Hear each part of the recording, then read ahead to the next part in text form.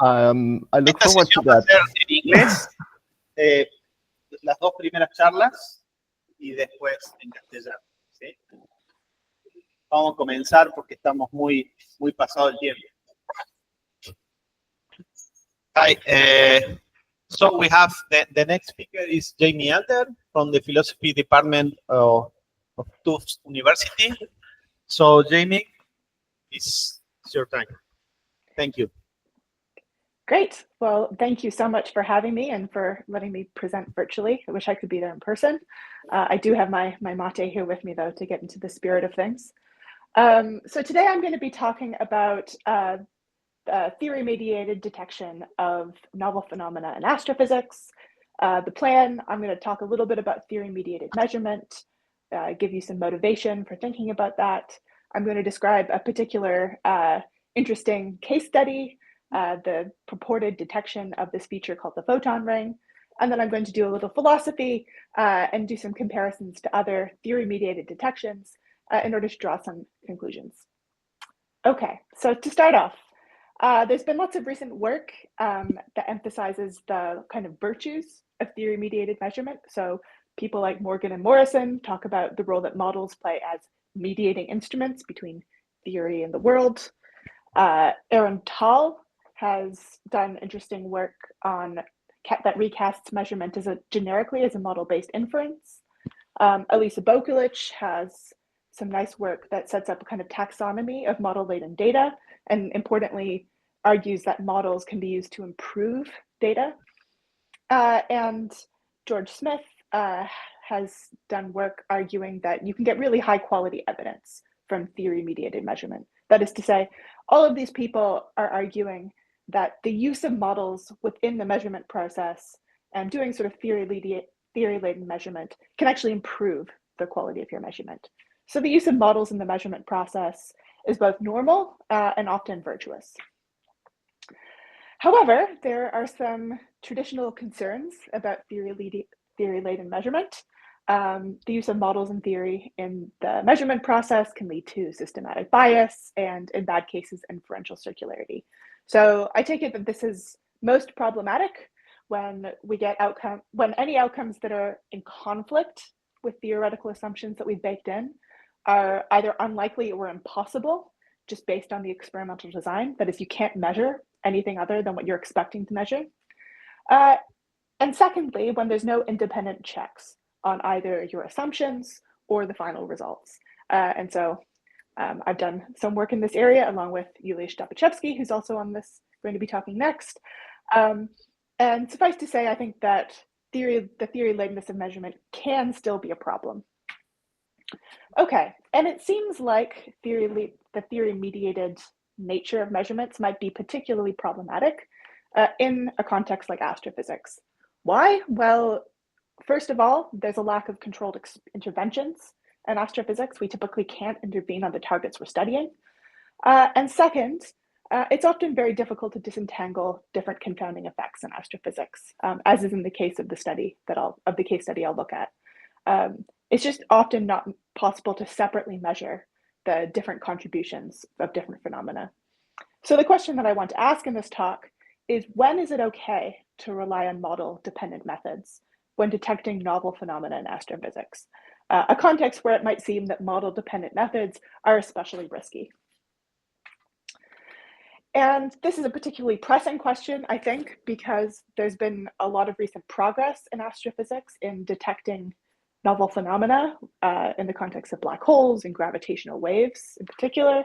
I'm going to touch on each of these cases a little bit, but just to kind of preface what each of them are, in the top right-hand corner, we have the first direct images from the first direct detection of gravitational waves by the LIGO-Virgo collaboration. Another kind of recent case that I'm not going to talk about really is the nanograv detection of gravitational waves with a binary pulsar array. At the bottom left-hand corner, we have very famous images of black holes taken by the Event Horizon Telescope collaboration. And in the top left, images from the sort of claimed detection of gravitational waves by the BICEP2 collaboration, primordial gravitational waves. Unfortunately, that one was eventually withdrawn. each of these in each of these cases, there's very heavy use of models and theory at somewhere within the kind of within the context and the kind of inferences that are being made, though not in the same way in each case. Okay, so I'm now going to talk a little bit about the case study, which is this case of the purported detection of the photon ring. So, see if this video works. Excellent. General relativistic magnetohydrodynamic simulations, or GRMHD for short, predict what accretion around a black hole looks like. This is essentially really hot plasma that's orbiting around a black hole. And if you look at this video, you can see that there's this kind of stable ring feature that isn't changing very much. And then there's the kind of diffuse emission, looks like what you might expect accretion to look like. That's a little more changeable. It's varying over time. Okay. Now, you can kind of decompose that overall image. If you sort of take a snapshot, you can think of it as being made up of various sub-images. So the first one, straight after the equals sign, that's what we call the n equals 0 image. It's basically just the direct image from the accretion disk.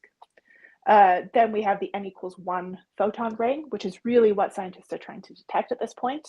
It's produced by lensed light that's been sort of caught in the gravitational field and does a half orbit around the black hole and produces this really narrow, bright ring. And then there are subsequent images based on further orbits around the black hole that get progressively narrower and fainter. And the n equals 1 photon ring, this first really ring-like feature, is expected to contribute about 10 to 30% of the overall light coming from the black hole. And here I have a video that kind of just shows how this works.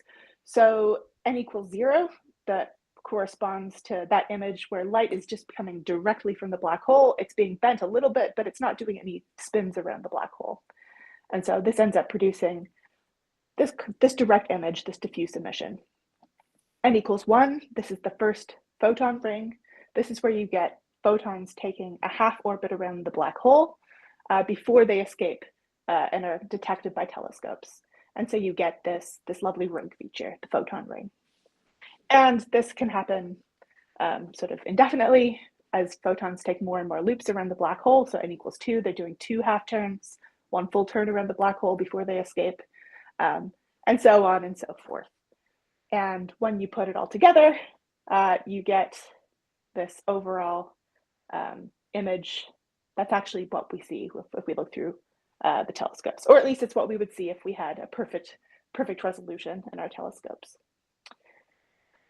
Okay, so I won't go into this in detail because we don't have much time, but I just want to point out that there are really good reasons to be interested in detecting and measuring the photon ring, because it's this really precise measurement of the gravitational field around the black hole. It's really carefully tracing the Kerr solution of the black hole.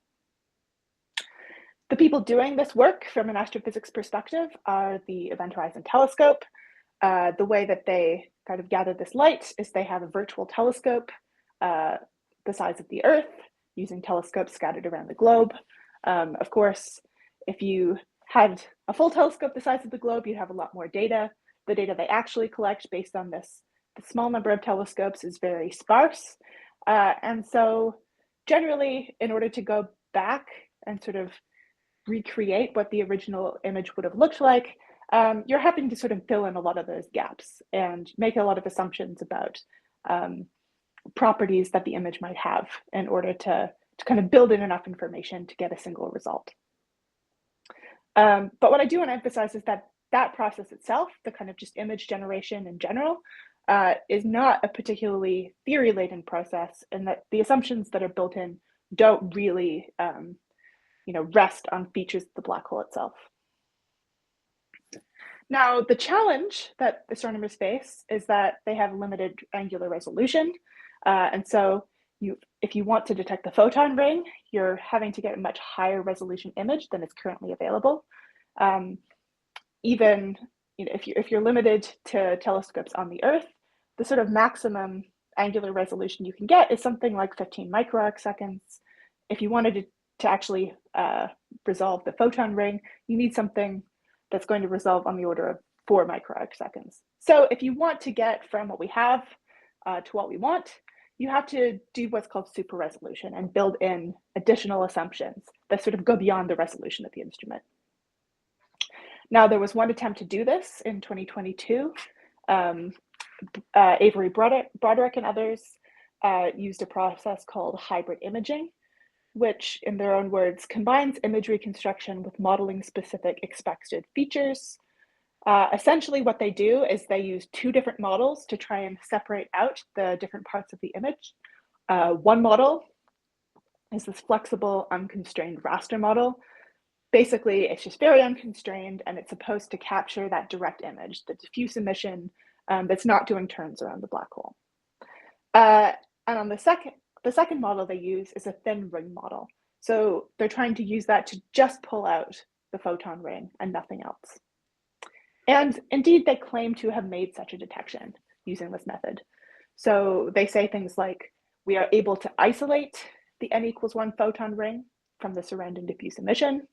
The direct detection of the bright ring has effectively produced a mass estimate, et cetera, et cetera. In short, they seem to think in this paper that they really have made a detection of the photon ring. However, in a follow-up paper with an overlapping author list, Tiede et al. Repeat the analysis from Broderick et al., but they do so on synthetic data where they can carefully change the kind of original image properties and see how that affects the detection. So in particular, what I want to draw your attention to here is this second row, where using the process called hybrid imaging, on data where we've explicitly subtracted the photon ring from the data, they nonetheless detect a photon ring using the hybrid imaging method, which is to say, this method is going to detect a photon ring even when there's none there, even when you only have the sort of direct image, the direct emission in the data. And so it's susceptible to false positives.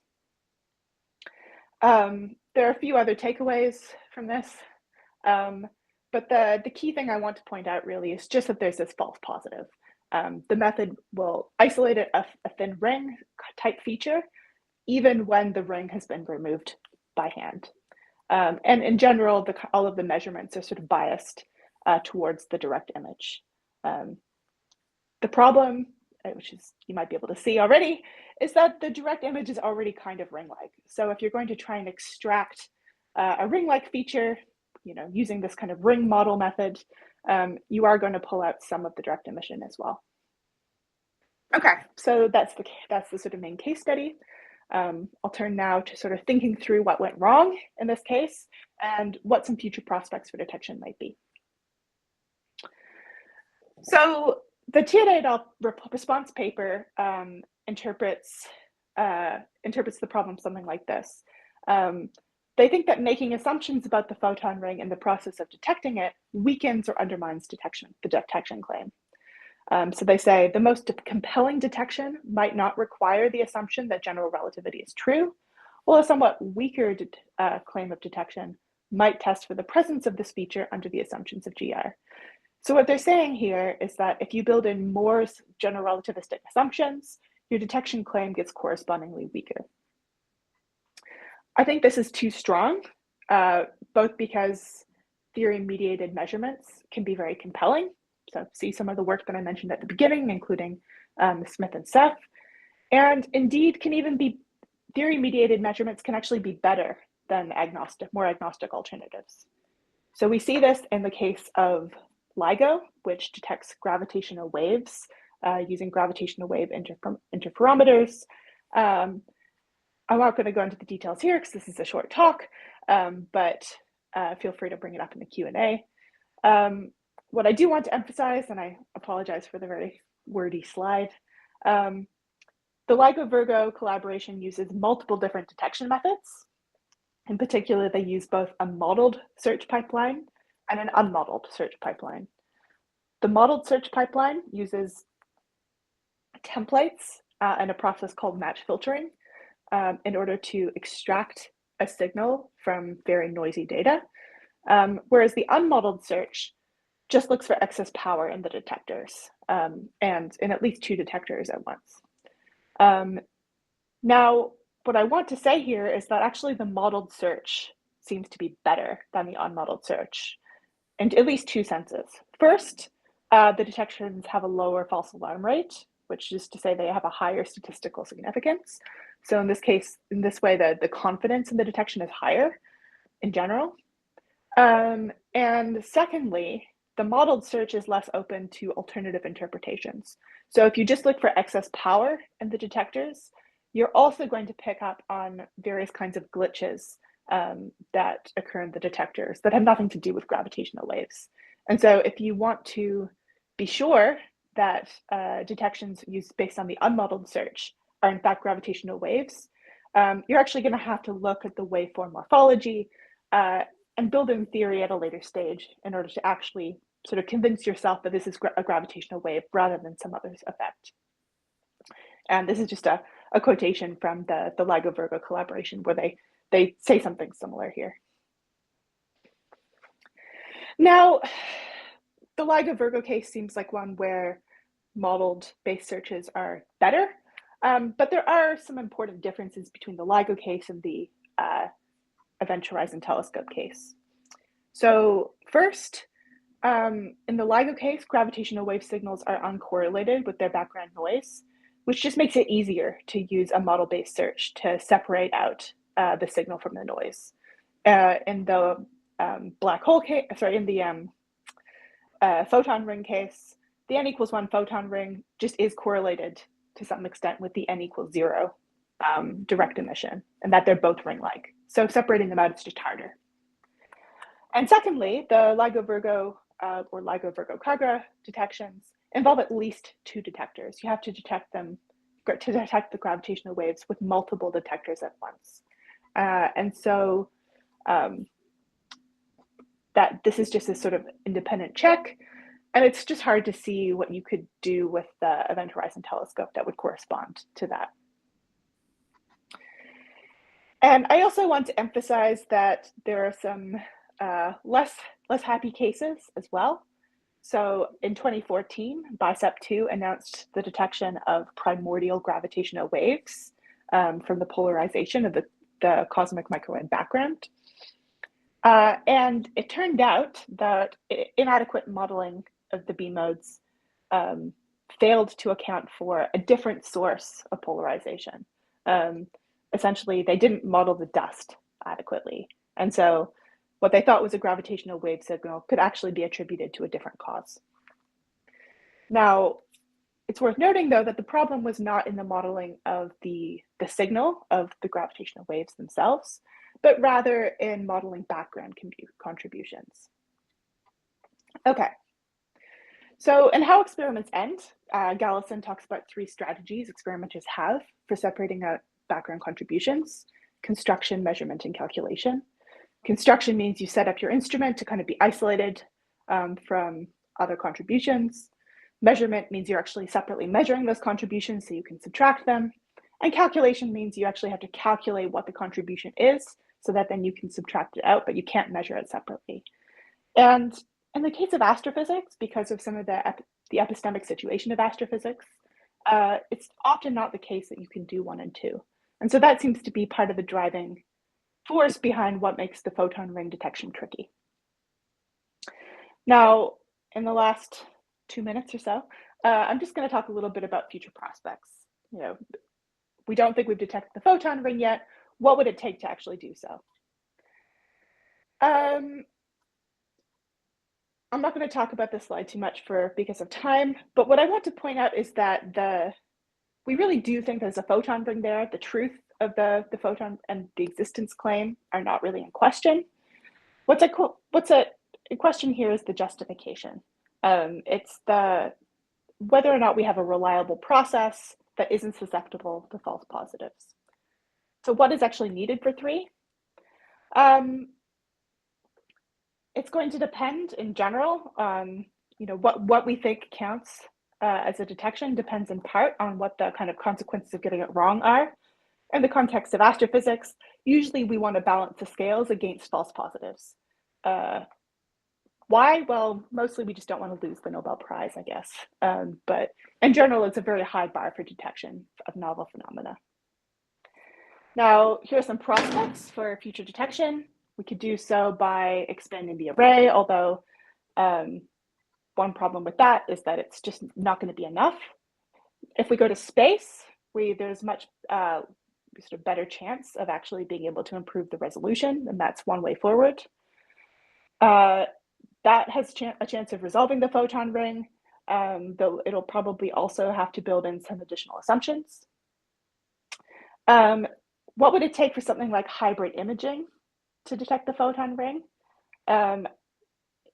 It seems that that's actually possible, but in order to make that work, you would have to demonstrate something like discriminant validation. You would have to show that your method wasn't susceptible to false positives.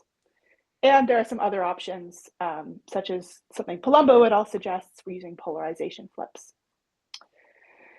The point here is that detecting the ring, regardless of what we do, is probably going to build in some additional assumptions, whether it's to do with the time variability of the diffuse emission or something else. And I recognize I'm a little bit out of time here, so I'm going to kind of skip past this and get to the kind of main point, which is that it seems like what would actually be required to detect the photon ring using a process of super resolution would be to demonstrate first sensitivity to changes in features that are uncertain. Second, essentially show that you don't have false positives. And third, demonstrate some kind of robustness across detection pipelines. And conveniently, this is the kind of method that the EHT already adopt in the process of doing imaging. So there does seem to be, it seems like they already have the resources to be able to check the process of hybrid imaging or some other model mediated measurement process in order to actually convince themselves that the hybrid imaging was working in a way that it's not currently.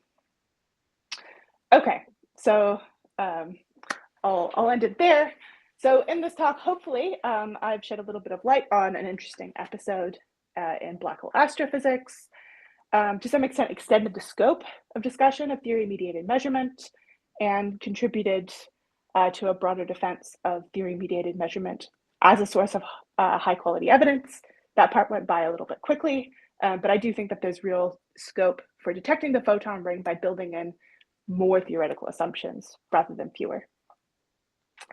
And overall, I want to argue that even in cases where theory-mediated detection looks most risky, that is to say, detecting novel phenomena in astrophysics, it actually may be able to provide very high quality evidence.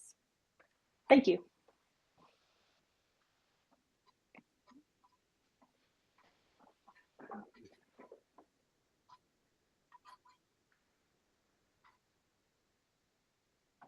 Yep.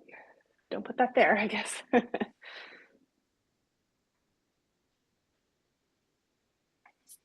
We have time for questions.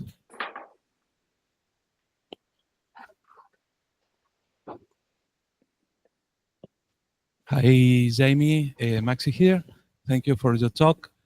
My question is how, in your investigation, integrate a notion of measurement that depend or depend of two models of observation very different.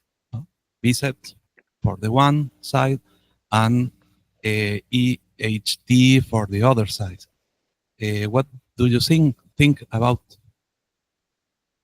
So if I understand the question, it's about understand what kind of notion of measurement is being incorporated here, and in particular, maybe in the contrast between the Event Horizon Telescope and some of the other case studies that I was looking at. Is that right?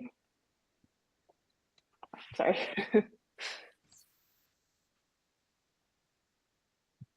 Yes, I imagine that the notion of measurement in the model of observation based on a spectrum electromagnetic and in the other side, the notion, the measurement in the contour of a gravitational wave, it's very different. Yes? Well, I would say that the way my that the question- measurement. Oh, sorry.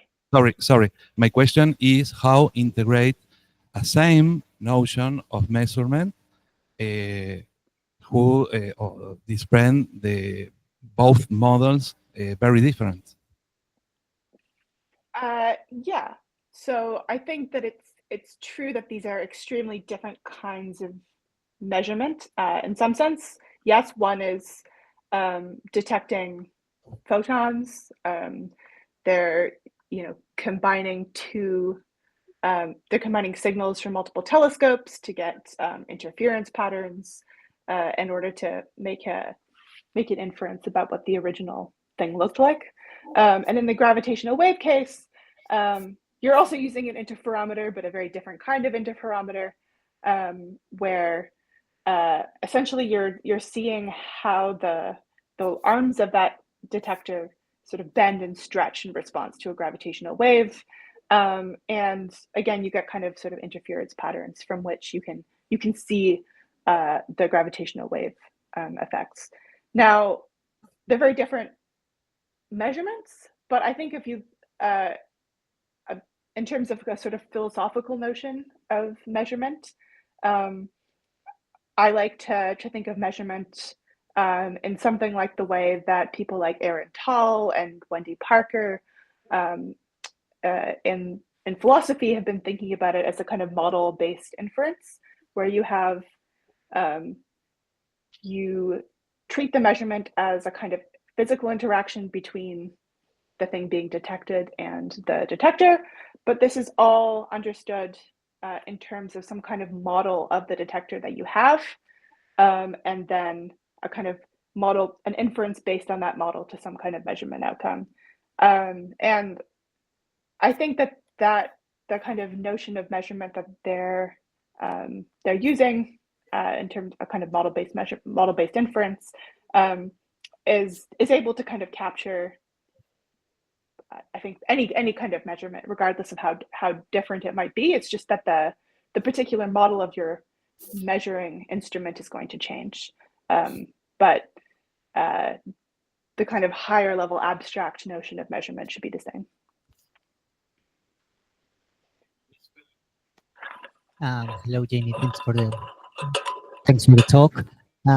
I think I have a related question with what you were saying in the last part of your answer, because when you were talking about the LIGO detector, you said that there are like two kind of pipelines: one that is model-based and one that is unmodel.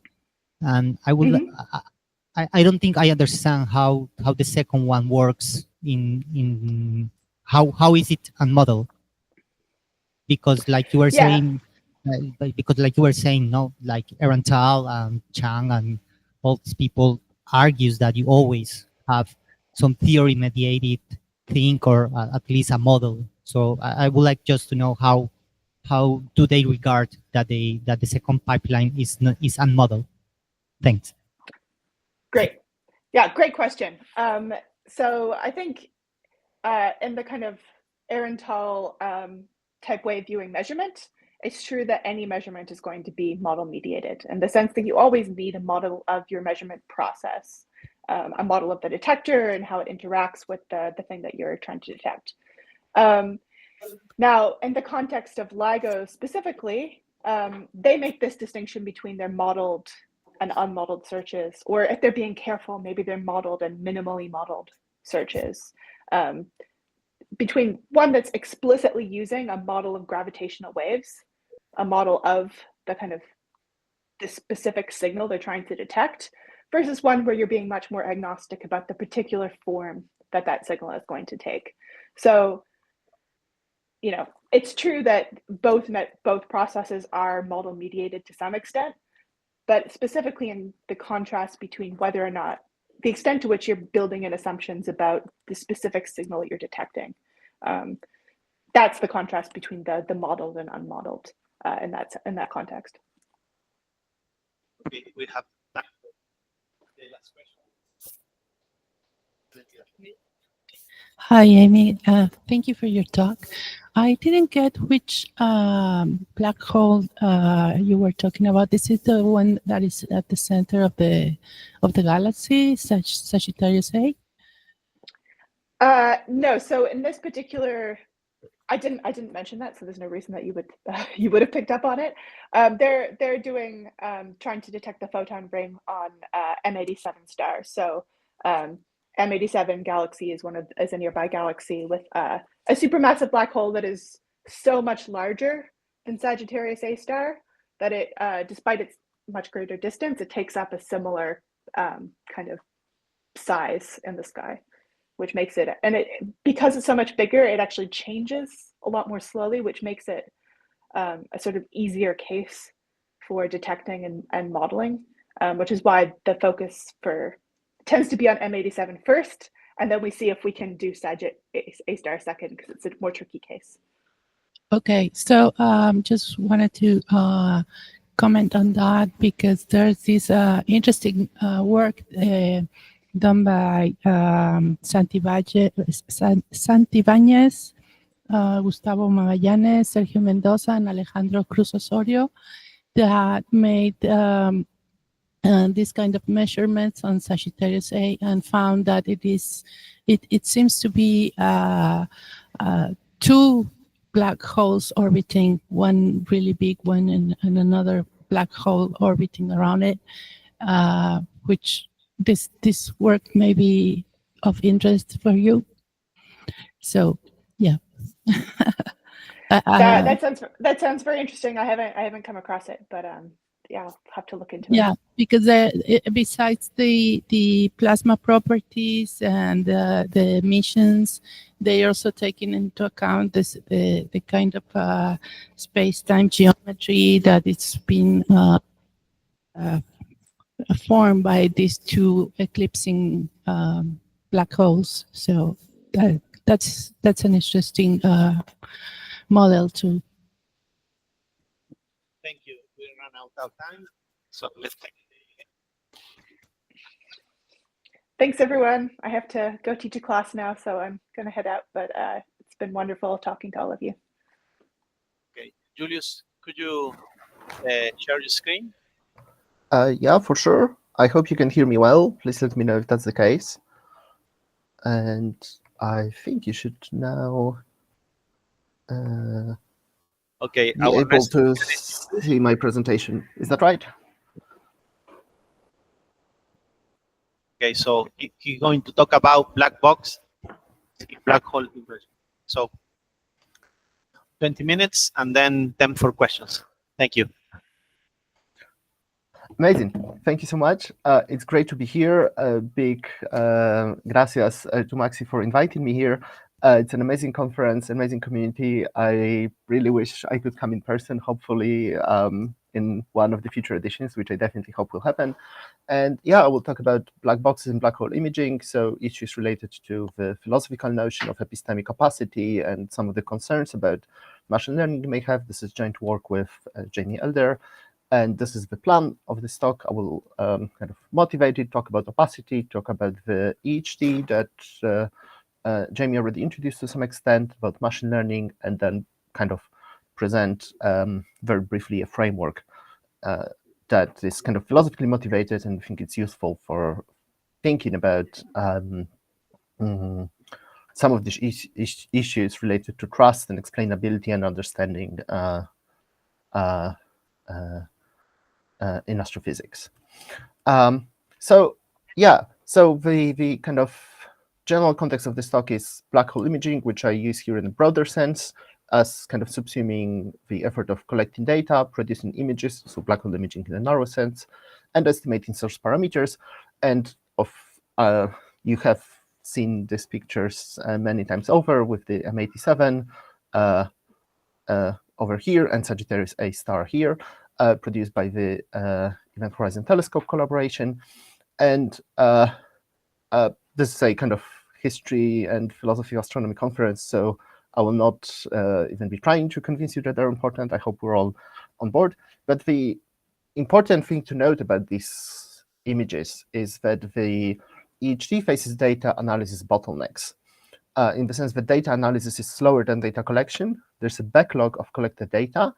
And with the extensions to the Event Horizon Telescope array, such as the NGHT or BECS that were mentioned in the previous talk, these issues will become more severe because currently VHT observes roughly for about a week once every year. For instance, with the NGHT, it would be able to observe for 3 months every year. And as you can see from the dates of these images, the 2019 image of M87 is produced based on 2017 data, 2024 image on 2018 data, the most recent image on the data which are only 4 years old, but like overall, the situation is not ideal. And so that's one of the reasons for thinking about machine learning methods, because they could significantly speed up data analysis. So in this question, I want to kind of address sort of philosophical side of the question, if and if so, how should machine learning be implemented in black hole imaging?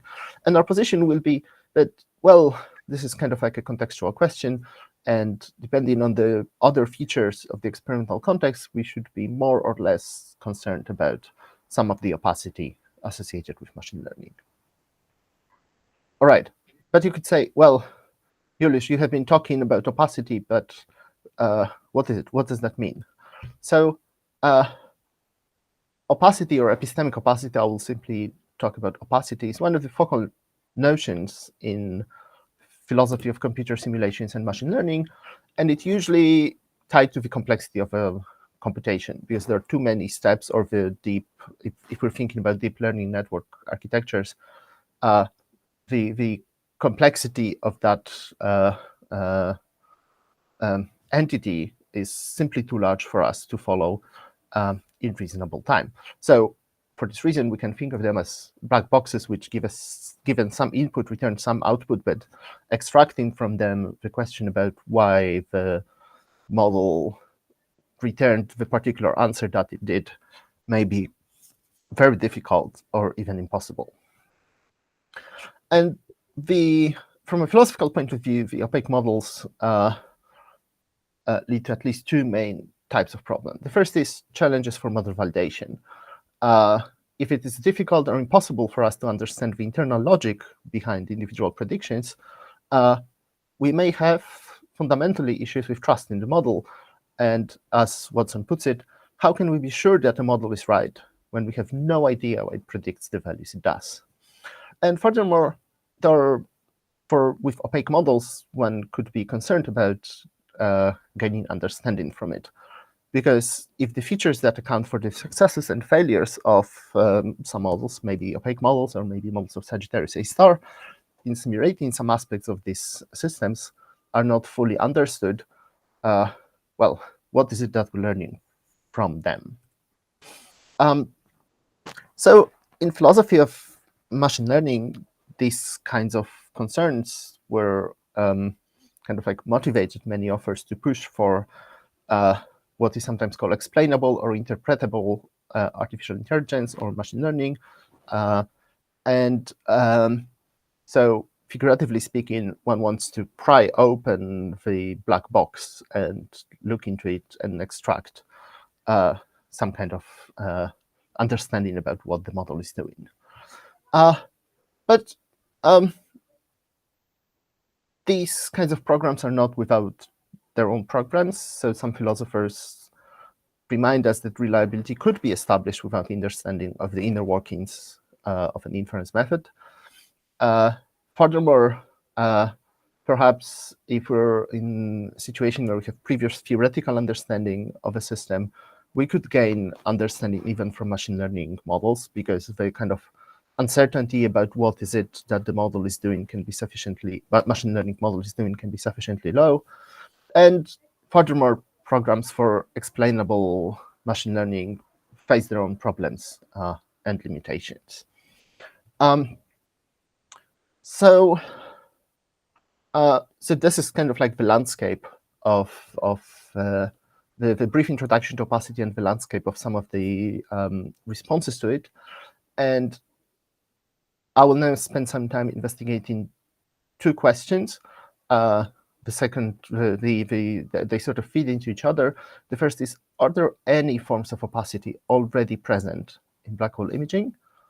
And the second, this will lead to the kind of framework that I mentioned about how should opaque machine learning, as opposed to explainable or interpretable, be implemented in black hole imaging.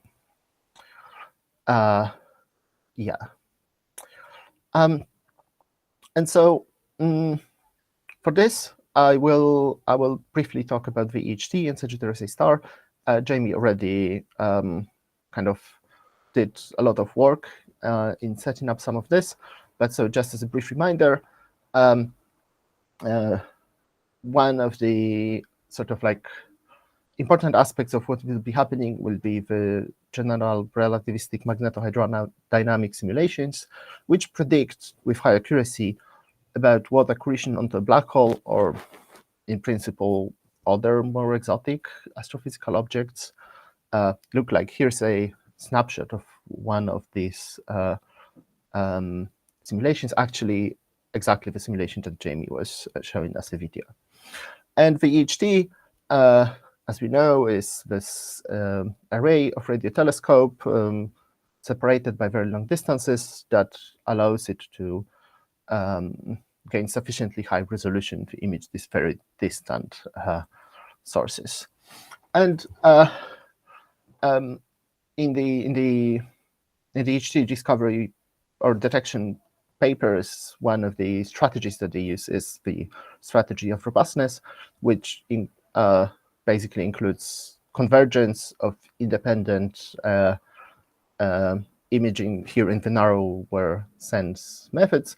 And so the idea is that, well, the availability of these independent checks gives us more confidence because the methods are independent, so it would be kind of less likely that all of them lead to a wrong result. In particular, this strategy has been applied to the production of images of Sagittarius A star, the nearest supermassive black hole candidate to us at the center of Milky Way. Importantly, none of these imaging algorithms build in theoretical priors. They are not black hole specific, they're kind of theory agnostic. However, interpretation of the images, for instance, extracting the value of the mass parameter from the image, relies on the theory, in particular for on the GRMHD simulation, on the suite of GRMHD simulations. Importantly, and this is in the EHT Sagittarius A star papers, this is paper 5. For Sagittarius A star, if we take all known observational constraints, either the EHT constraints or kind of like others constraints derived from the other observations of the source at the same time, there is no single GRMHD model that is compatible with all of them, in the sense that every single candidate model of the source fails to reproduce at least one of its properties. So these models, the GRMHD simulations for Sag A star, only reproduce the properties of the source as an ensemble. As the collaboration itself says, it is not yet possible to combine them in a consistent, fully satisfactory way. And long story short, the collaboration explores a number of strategies to reduce this uncertainty. And in the 2022 paper, they are unable to find a model that reproduces all of the 11 observational constraints. So this is, from a philosophical standpoint, this is exactly a form of opacity in the sense of Eric Winsberg. The physicists are unable to fully account for successes and failures of the model predictions because the modeling is so complicated.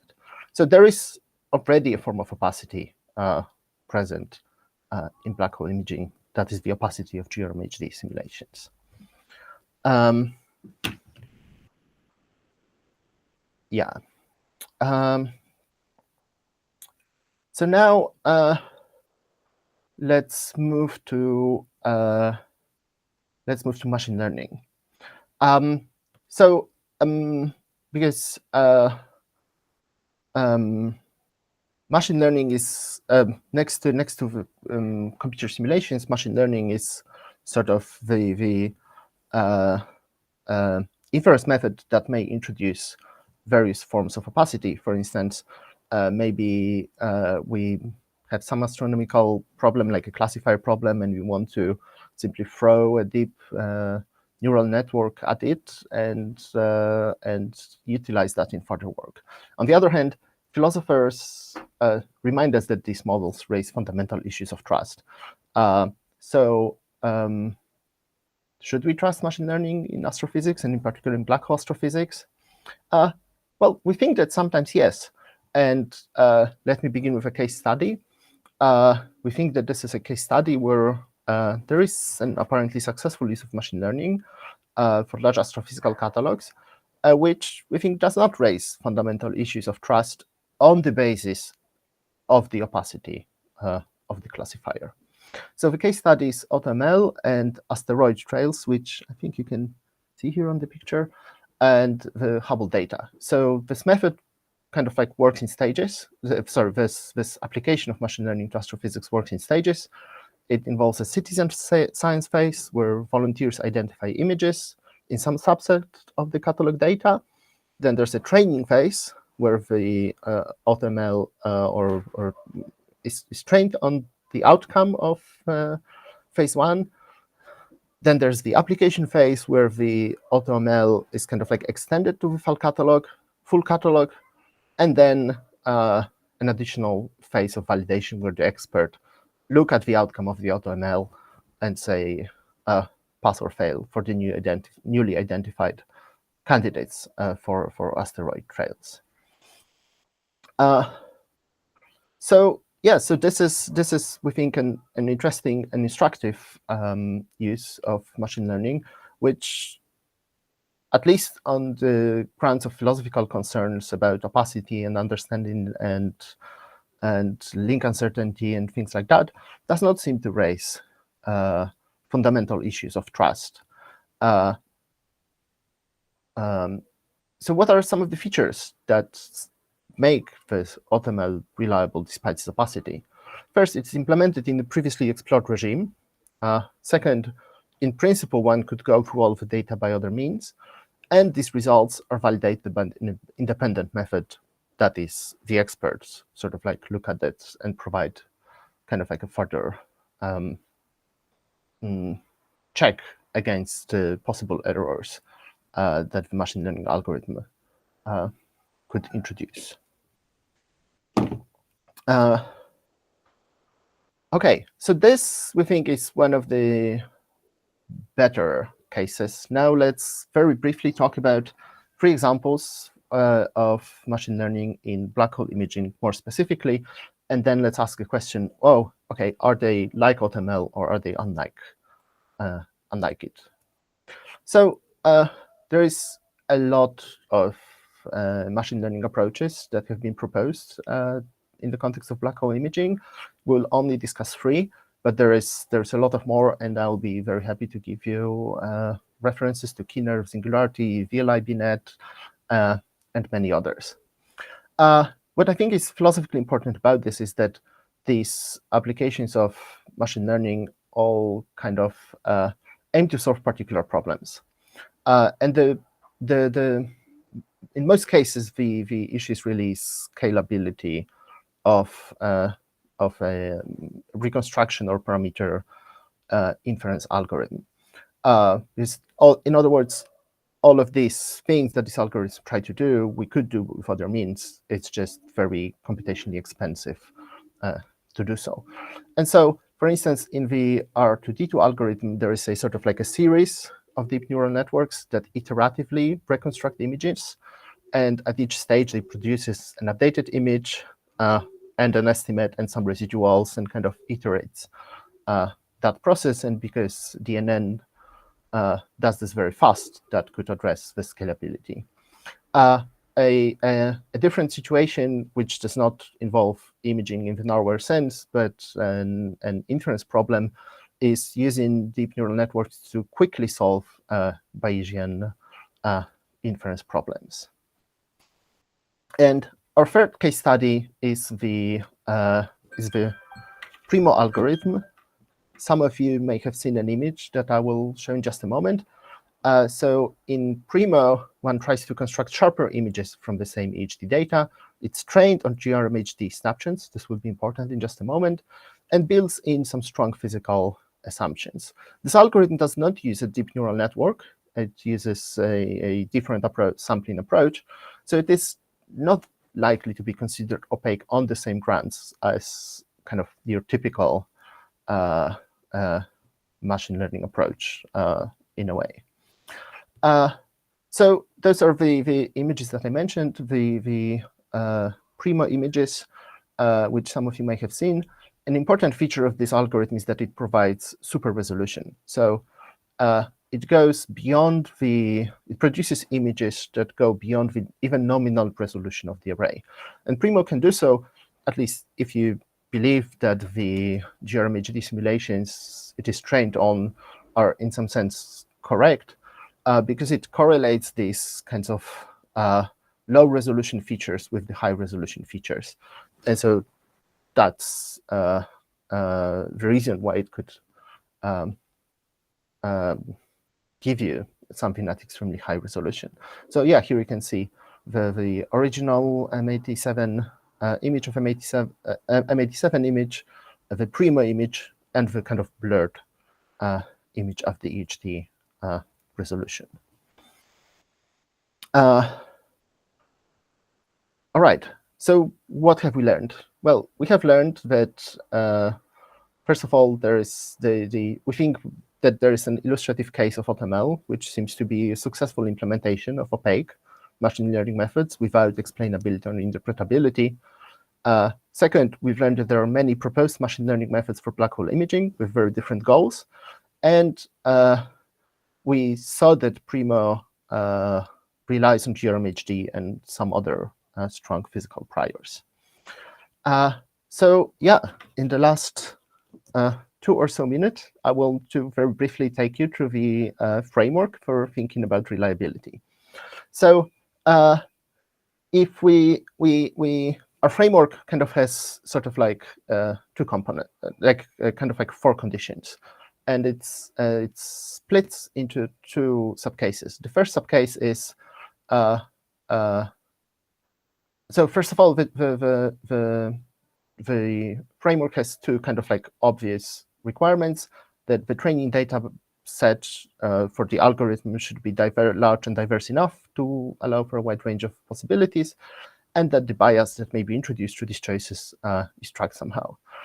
Then we have, this is the contextual aspect of it, is that we think that, first of all, there may be kind of like a restriction to explore domains. Maybe the algorithm should be used to make inference about physical domain to which we have prior empirical access. And we think that these 3 are jointly sufficient for reliable implementation of opaque methods. So this dream of, oh, I'll just throw in a bunch of data at the deep neural network can be to some extent, we think, realized. And so I just want to flag this, that we think this is important because it kind of like licenses the use of machine learning methods for monitoring campaigns for HD sources as the new data accumulates, and kind of like guards this against the philosophical concerns about opacity and reliability.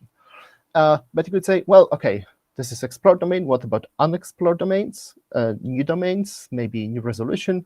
And there we instead of the condition C3, we propose that the results of a machine learning method should converge with results based on independent lines of evidence in line with the kind of like HD methodology in a way.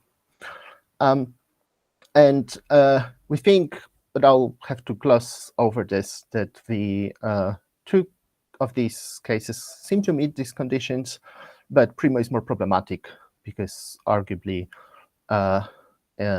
it fates either C3 or C4. However, in this case, the problem is not the opacity of the machine learning method, but its reliance on the GRMHD simulations, which are in themselves opaque. So in a way, the opacity kind of cascades down within these inference methods. And so, yeah, so here are the conclusions. I started with the question, how should opaque machine learning method be implemented in black hole imaging? And we think that our framework provides kind of like conditions for monitoring campaigns and both kind of like new regimes or high resolutions. And so in a way, this kind of gives to anyone who struggles with epistemic opacity and explainable AI kind of normative prescriptions. First, the analysis licenses the use of opaque machine learning method in monitoring campaign. We think that it, upon closer look, there's actually limited motivation for developing explainable or interpretable MI machine learning.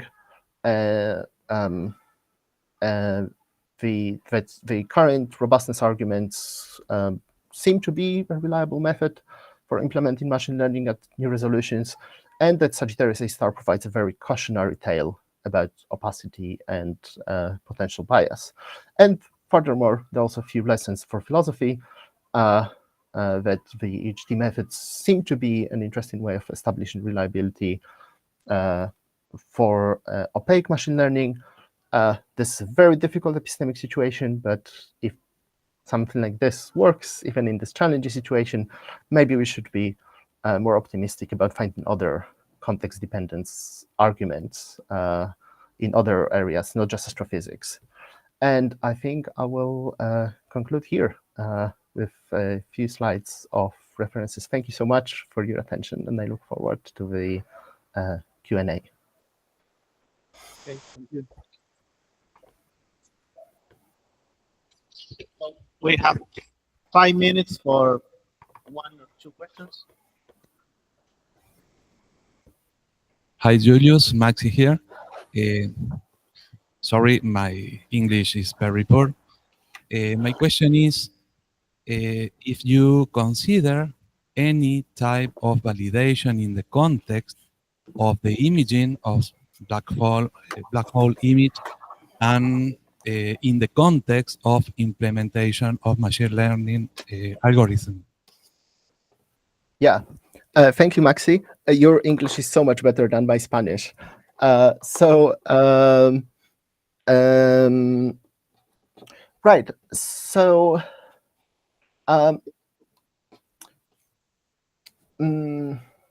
so this is a very big question with a lot of kind of complicated aspects to it. So first, one could note that like this is not an ideal epistemic situation, because the EHD data are essentially data collected from a single unique experiment. So how do we validate it? Like usually we would maybe calibrate it against something else, or provide independent checks, or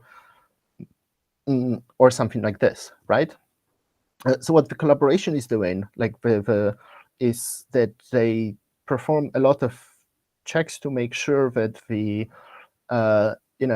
in a way the image does not depend on that the image is not sensitive to particular aspects of it. So for instance, the EHT collected like few bands, data in few frequency bands, and we can do calibration and imaging on one of these bands versus the other, and in that way kind of like try to validate the outcome by showing that it does not depend on this particular aspect of the data. They do all sorts of checks, for instance, by like subtracting this particular baseline or this particular telescope from the array, and only working with what remains. And so, like I think a useful way of looking at it, and then of course there are also sort of independent reproduced versions of the EHT images. Of course, this assumes that you trust that the collaboration cleared up the data well enough and calibrated them well enough. But if you grant these assumptions, the essential features of the image have been reproduced by independent analysis. So I think a useful way of looking at this is that this is sort of what the way for the collaboration itself to ensure that the image is valid. And now the way that this plays out in machine learning is that this is a point that we kind of discuss in the paper version of this, but I didn't have time to go through in this talk, that the actually, if you look at the composition of the training data sets for these machine learning models, the training data can be very different. In some cases, there will be GRMHD snapshots. In some cases, there will be some simple geometric objects. Sometimes it will be a mix. Sometimes it will be just GRMHD snapshots. But the one common benchmark for all of these are the EHT images based on the actual data. So, I think the overall picture about validation is kind of has like a few moving pieces. The confidence in the collaborations image, let's say up to 2019, and then sort of like further benchmarking or validity arguments based with regard to that for the newly developed machine learning approaches. Yeah. Okay, thank you. Just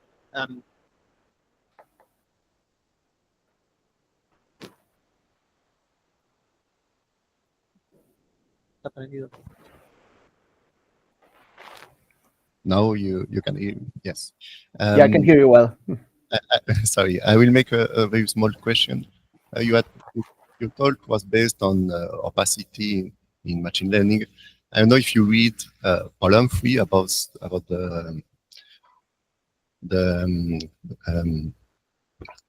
this concept of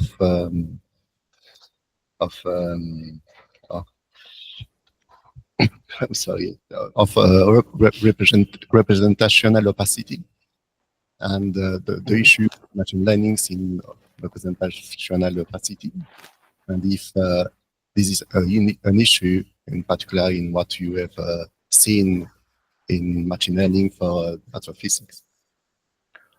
Yeah, I hope I could answer this very quickly, but right. So I'm not quite sure I have this particular work like very freshly in my mind, but very often in kind of like and also like the philosophical literature on machine learning grows very quickly, but sometimes different forms of opacity could be kind of classified in different ways. Yeah, like definitely some of this could concern about, for instance, there could be like opacity about how the training works, or there could be opacity about, like not at the level of the design of the algorithm, but at the level of the implementation of the algorithm. And some of this, as I think this is very closely related to the distinction that you mentioned, is about the kind of like, I think Florian Boge calls this the why opacity and how opacity. So the first is why the let's say the deep neural network is doing what it is doing, and the second is how it manages to do so. And yeah, like this these different forms of opacity are quite important for thinking about machine learning in this context. So for instance, there are ways in which the particular implementation of Primo is less opaque than it could have been, and there are also ways in which it is less opaque than some of these other imaging algorithms. And yeah, I think in general, this kinds of inverse method provide like a very interesting way for philosophers to kind of test our distinctions about different forms of opacity. Yeah. I'm not sure I fully answered your question, but I would love to continue this conversation by email if you feel like it. okay, thank you. We are run run out of time, so let's thank Juliusz again.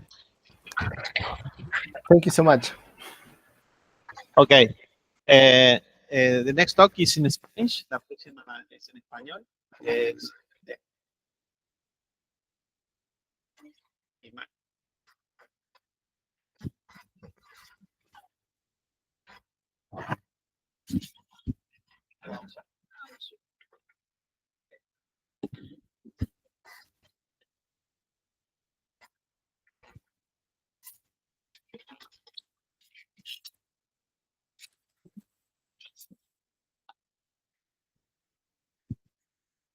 Bueno, buenos días a todos y a todas. Vamos a comenzar con este trabajo que es en coautoría con Xavier. Vamos a ver si funciona esto. Pasamos. Ok. ¿No? Este es el delineamiento de nuestra charla. En primer lugar, vamos a hacer una breve introducción sobre algunos aspectos básicos de las estructuras que componen el universo a gran escala. Después haremos algunas caracterizaciones generales de los vacíos cósmicos, los cuales vacíos, entre comillas, no son efectivamente vacíos. No hay una manera de poder caracterizarlos, lo cual depende de la metodología que se emplee a la hora de modelarlos. También comentaré algo sobre los modelos de observación involucrados. En cada, digamos, investigación subyace una noción de observabilidad, la cual va a involucrar diferentes modelos de fenómenos, instrumentos de datos, de técnicas asociadas a la situación o al hecho observacional, ¿no? Técnicas astroestadísticas y demás. Luego veremos algunas variantes en torno a los diferentes enfoques metodológicos a la hora del modelado de los vacíos cósmicos, en particular dos estrategias de adentro, desde afuera hacia adentro y viceversa, y veremos o trataremos de mostrar cómo paulatinamente nos vamos insertando en un juego de abstracciones que de alguna manera, bueno, trataremos de ver cuáles son los alcances y los límites en las idealizaciones que se van logrando a medida que se va modelando, digamos, este tipo de fenómenos, ¿no? Y eventualmente algún tipo de desidealización. Luego llegaremos a algunas conclusiones, simplemente para adelantar un poco, al compararse diferentes enfoques de un estudio de caso concreto, en particular los voids o los vacíos cósmicos, los cuales involucran modelos de observación alternativos, es posible establecer cierto tipo de desidealización del modelo bajo consideración. El contraste entre modelos de observación permite generar patrones o indicios que pueden eventualmente ser útiles para la implementación de una estrategia de validación externa alternativa que de alguna forma va a escapar de las versiones más tradicionales. Bien. Okay. Bueno, entre estas caracterizaciones generales que nosotros hemos podido encontrar con Xavier en todo lo que es la literatura científica sobre el tema, estas son algunas cuestiones comunes en la mayoría de los trabajos científicos. Son vastas regiones subdensas definidas por filamentos y paredes curvas, carentes de objetos brillantes. Estos vacíos representan el 80% del volumen del universo y contienen menos del 20% de su materia.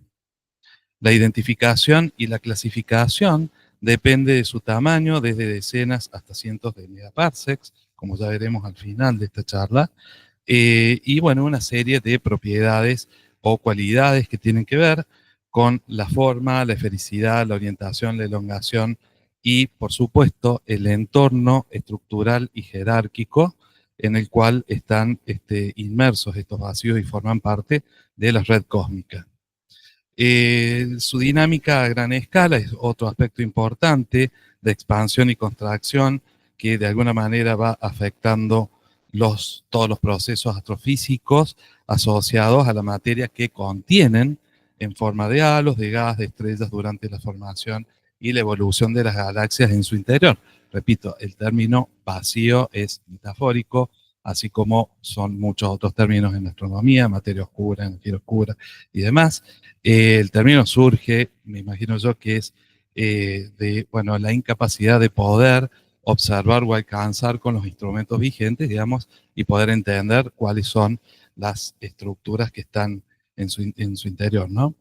Entonces, al incluir esta materia, estas asociaciones de galaxias, las mismas presentan rasgos o propiedades astrofísicas bastante curiosas y diferentes al resto de las galaxias observadas en las regiones más externas de estos vacíos. En particular, son galaxias que tienen un bajo brillo superficial, lo cual hace también que sean muy poco identificables o muy difícil de identificar observacionalmente. ¿Cómo se determinan estos vacíos? Empleando catálogos de galaxias observacionales, como, bueno, aquí están citados algunos. También catálogos de galaxias sintéticos o los llamados MOC, que son simulaciones de observaciones y simulaciones propiamente dichas o simulaciones per se, como Millennium, Illustris, y además los diferentes tipos de algoritmos informáticos a la hora de poder identificar y establecer algún tipo de clasificación. Bien, esto es simplemente de manera ilustrativa, es una snapshot, una instantánea de una de las simulaciones más importantes, creo que es TNG Cluster, una de las últimas, en donde básicamente la idea es que ustedes puedan, a ver, el láser, ¿cuál es el láser acá? Listo, más fácil. Entonces, para que ustedes puedan ver en las regiones de los nodos, en donde se ubican por lo general los cúmulos de galaxias, en las estructuras filamentarias que se pueden ver, donde se ubican los grupos, ¿sí? Menos numerosos, por supuesto, que los cúmulos, y cómo todo esto va a delimitar estas regiones o espacios menos densos. Toda la materia ordinaria y la materia exótica oscura estaría en todas estas regiones o estructuras y lo que está dentro, ¿no? En estas regiones subdensas son las que se determinan, digamos, como vacíos cósmicos. Existen, por lo menos, siguiendo la literatura local, una serie de artículos que tienen un enfoque metodológico que intentan caracterizar los vacíos de afuera hacia adentro, esto es, comparando las propiedades astrofísicas de los objetos que circundan de alguna manera y van delimitando al vacío, comparando, por ejemplo, los distintos tipos de galaxias que se forman en las regiones de los filamentos o los muros y aquellas galaxias que se forman dentro de los vacíos y que de alguna manera son repelidas, por decirlo de alguna manera, o atraídas por las estructuras, digamos, filamentarias. Como dije recién, hay diferencias notables, son galaxias más azules con una mayor tasa de formación estelar específica, pero son de baja luminosidad y demás. Estos serían una serie de enfoques más allá, digamos, por ahí, de los títulos marketineros, por decir por ahí, el universo, bueno, el universo, ¿cómo es? Burbujeante y demás. Existen otros tipos de enfoques, que es a lo que nosotros que queremos entrar con Xavier, que son estos segundos en los cuales se presenta esta estrategia de poder caracterizarlos de adentro hacia afuera a través de bueno, una serie de pasos que van de alguna manera a conducir a una cierta o a ciertos niveles de abstracción. Lo voy a dejar ahí por ahora. Bueno, los modelos, con respecto a los modelos de observación que están involucrados tanto en una familia de investigaciones como en otra, pretenden identificar y clasificar estas áreas inhóspitas.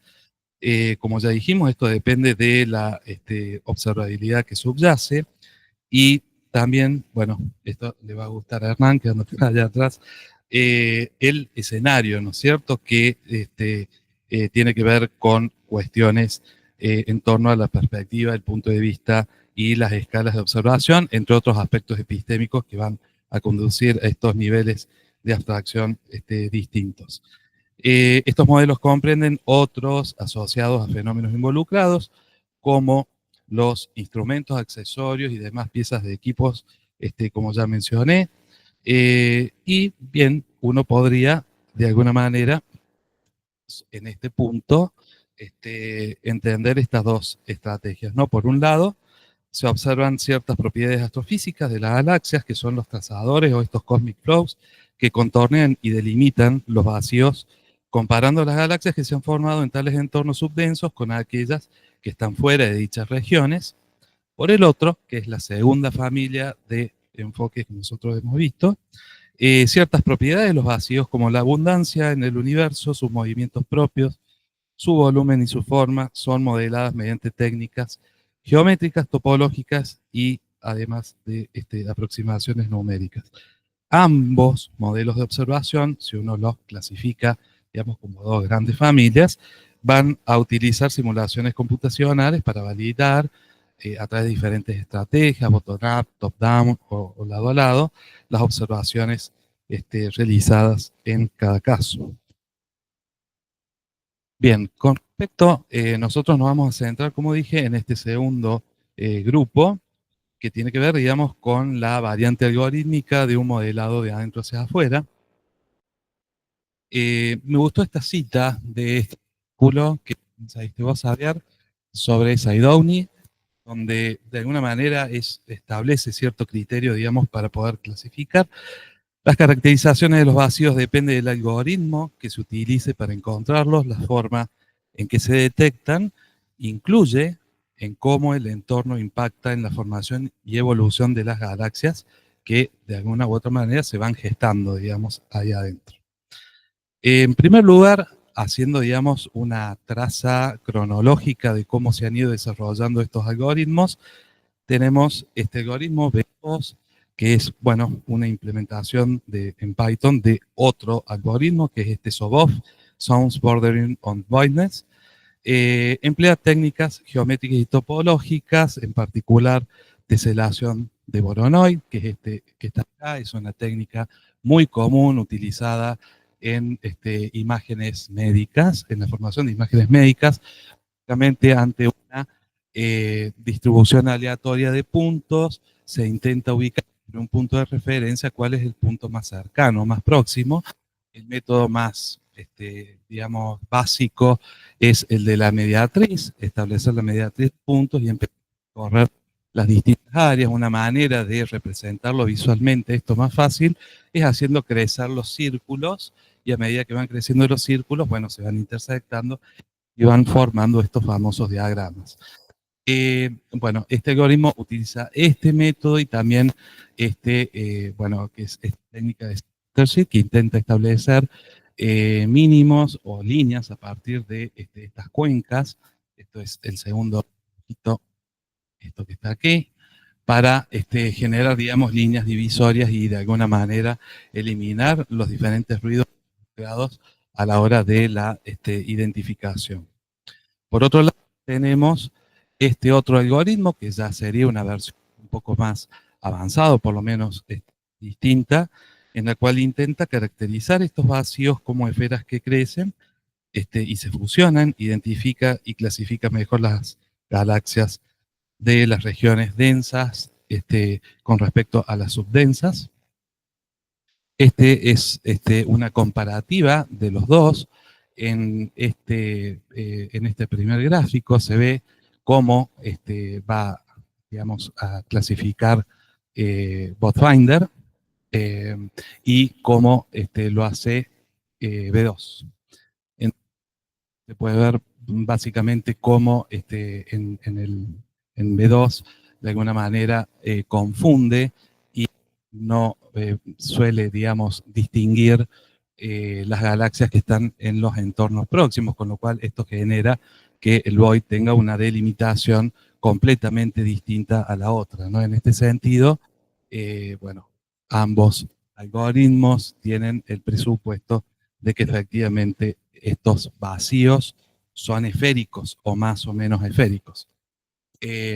Simplemente para graficar lo que acabo de decir, en este primer lugar se establece esta grilla sobre las regiones vacías, se hacen crecer estas esferas hasta alcanzar círculos máximos.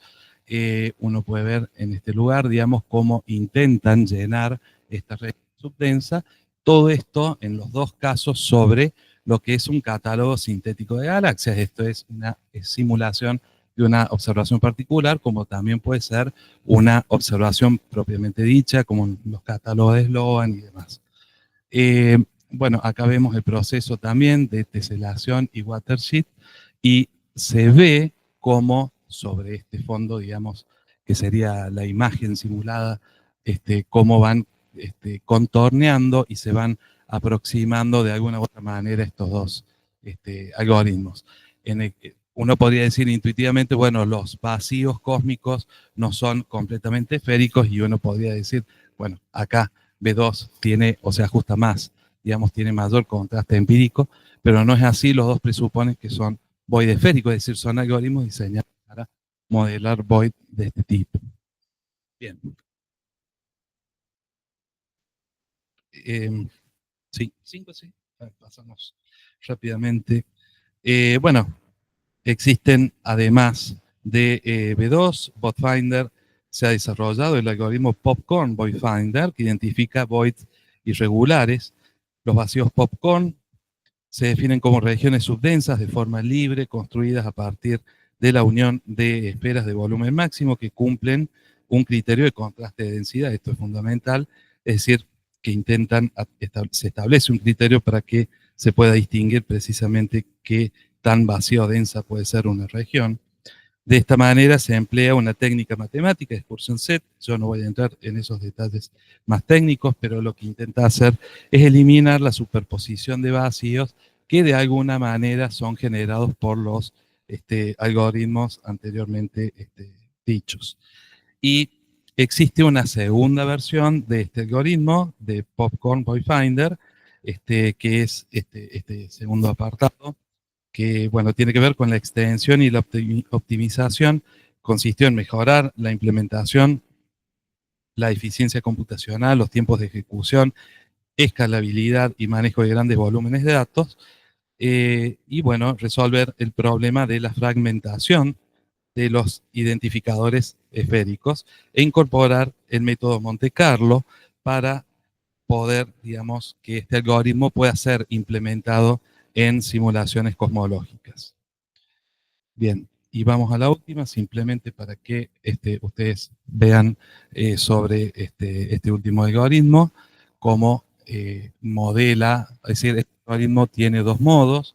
Uno es a partir, digamos, de como hacen otros algoritmos, presuponer, digamos, la esfericidad y superposición, digamos, de los círculos a través de hacer crecer o establecer sobre esta grilla en vacía, en cada espacio vacío, estas pelotitas que van creciendo, que tienen la propiedad de este recubrimiento de Fibonacci, que hace que justamente se vayan creciendo unas con otras y vaya de alguna manera llenando estas regiones que están en las zonas más irregulares, que son las más difíciles de modelar. Bueno, ahora continúa Xavier y luego. Sí, bueno, muy rápidamente. Hay tiempo. Sí, uno de los, ¿me escuchan bien? Sí. Uno de los temas que cuando se introdujo el paper de Dante y Monte Carlo, uno de los ejemplos de método muy usado, que se usa principalmente en los voids, es el MSMC, Monte Carlo y Markov Chains.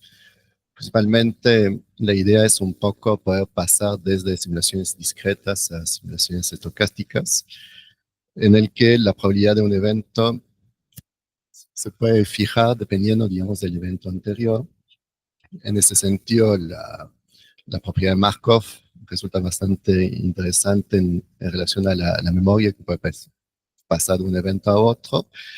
Pero bueno, uno de los elementos importantes es la independencia de los eventos. En el problema con el caso del MSMS es que justamente se vuelve un poco difícil poder llegar a tener muestras independientes, por lo cual hay que establecer la variación de esas estimaciones.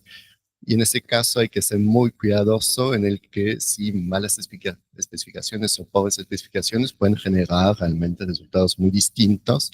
Un poco lo que habíamos visto, lo que vio Maxi con la diferencia entre el Void Finder y el V2 en ese artículo de Saúl. ¿Por qué se usa el MSMC? Algunos beneficios, principalmente es para poder manejar la incerteza, la complejidad, digamos, los modelos no lineares en cosmología, permite incorporar conocimientos anteriores mediante inferencias bayesianas. Un ejemplo, los datos simulados pueden ser también muy fácilmente comparados con catálogos, lo cual es una ventaja muy importante frente a solamente el uso de algoritmos en MOX. Y uno de los aspectos que se suele defender es que provee una fiabilidad, una robustez a los datos. Entonces acá hay un ejemplo que está salido de otro artículo de Song sobre el uso del MSMC para la detección de voice. Entonces en ese caso la parte gris muestra justamente la exclusión de las muestras que se tiene que hacer al principio para poder tener una robustez mucho más elevada en relación a las predicciones.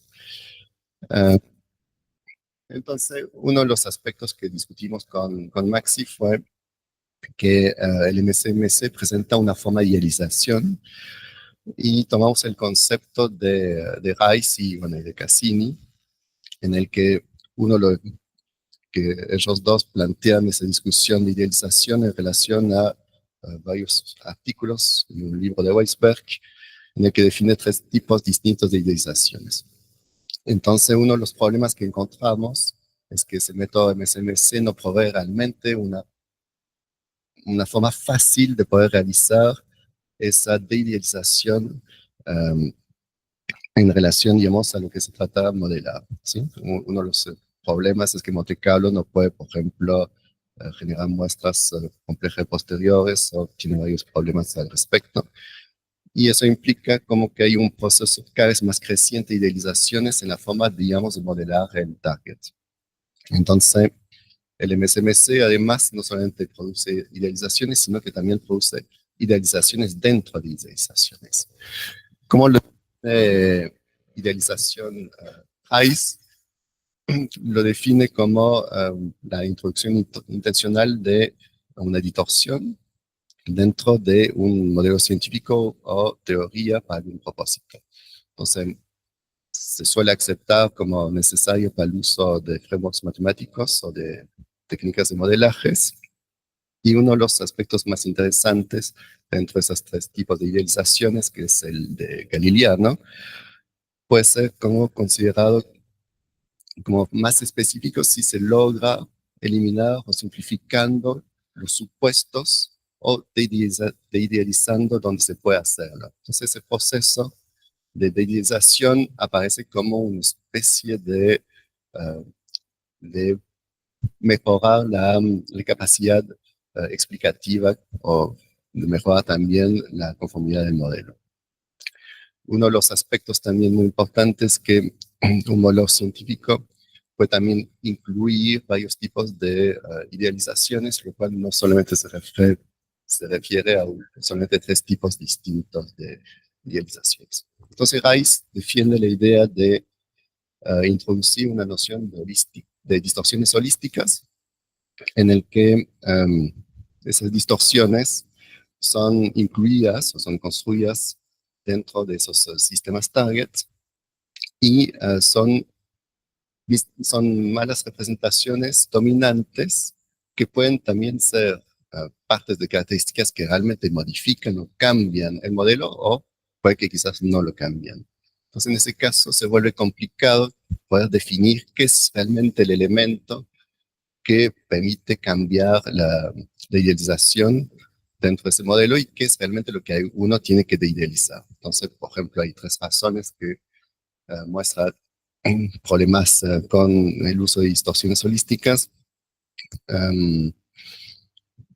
El más importante sería el último, en el cual tanto los científicos como los filósofos realmente se encuentran dentro de esa situación epistémica para poder identificar de forma precisa cuáles son las características que son realmente representadas de forma precisa por el modelo y que es justamente distorsionado, ¿sí? La idea de Rice es decir que la idealización no es posible o muy difícilmente posible, por lo cual una de las técnicas que se usa principalmente en astronomía y en astrofísica es directamente aumentar las idealizaciones para obtener datos o patrones más robustos en función de lo que se observa.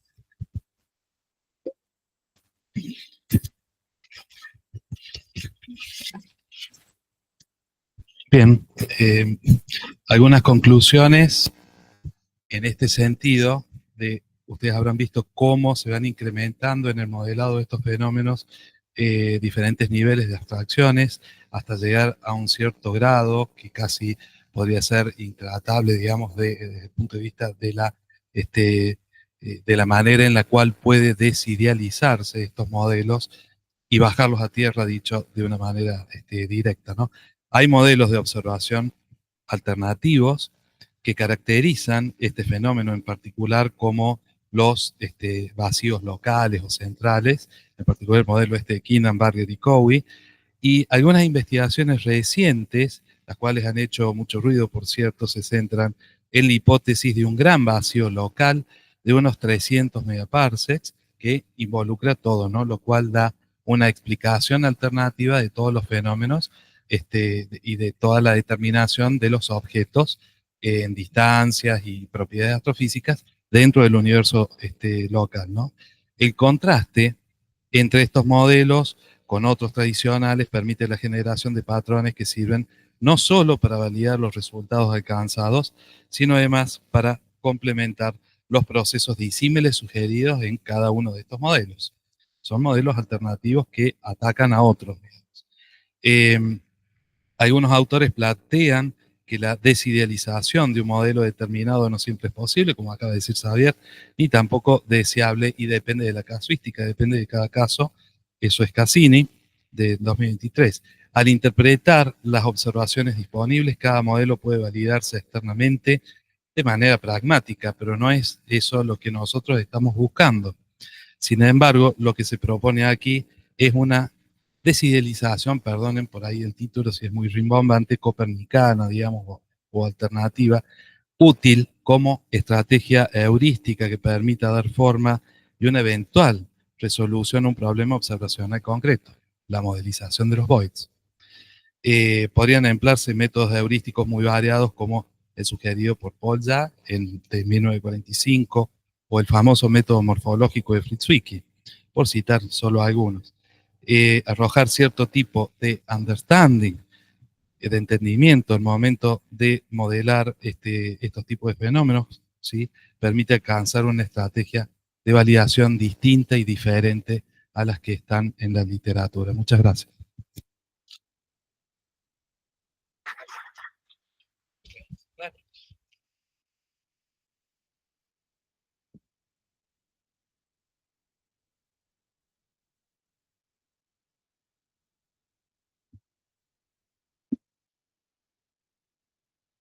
Sí, yo vi, por ejemplo, la parte que ustedes introducen, el uso de métodos de Markov, está presentado también en la parte de la modelización, ¿no? Con respecto a cómo uno contrasta. Y por otro lado, también ustedes presentaron la metodología que tiene la gente para identificar o definir lo que son los vacíos.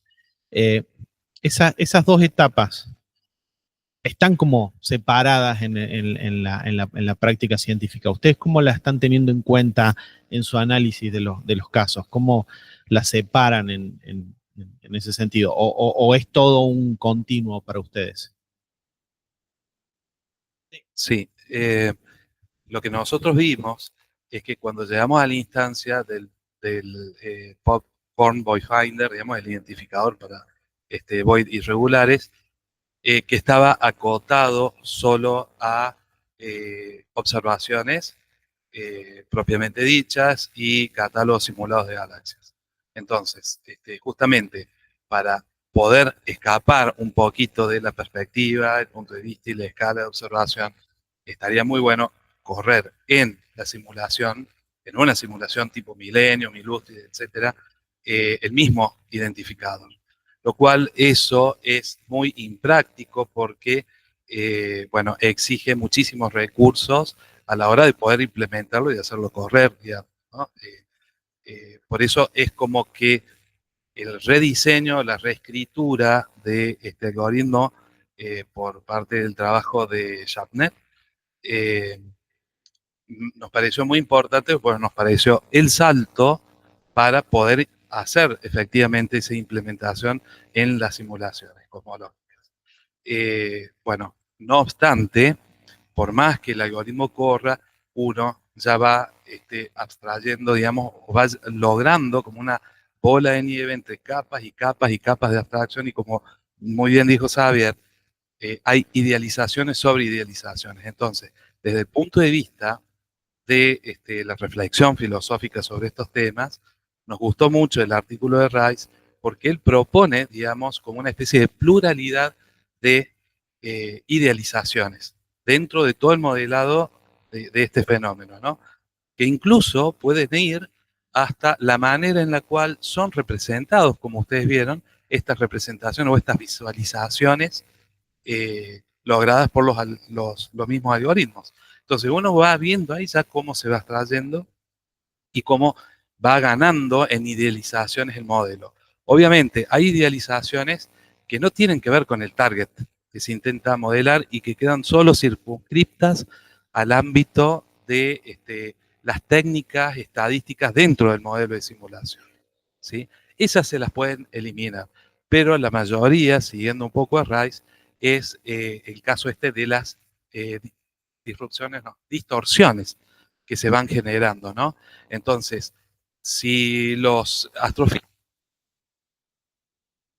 cansados pueden ser validados prácticamente, y es muy fácil. Y nosotros queremos salir de ese tipo de validación pragmática en el sentido de decir, bueno, estas son nuestras bases de datos, validamos haciendo modelos de contraste y demás entre los resultados alcanzados por la simulación y los datos que son o están bajo algún tipo o cierto tipo de interpretación, entonces me quedo tranquilo, ¿sí?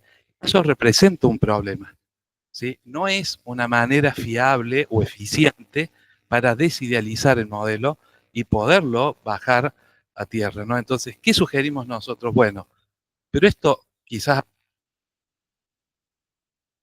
un montón, pero aplicar una estrategia generando un nuevo espacio de búsqueda. ¿Cómo?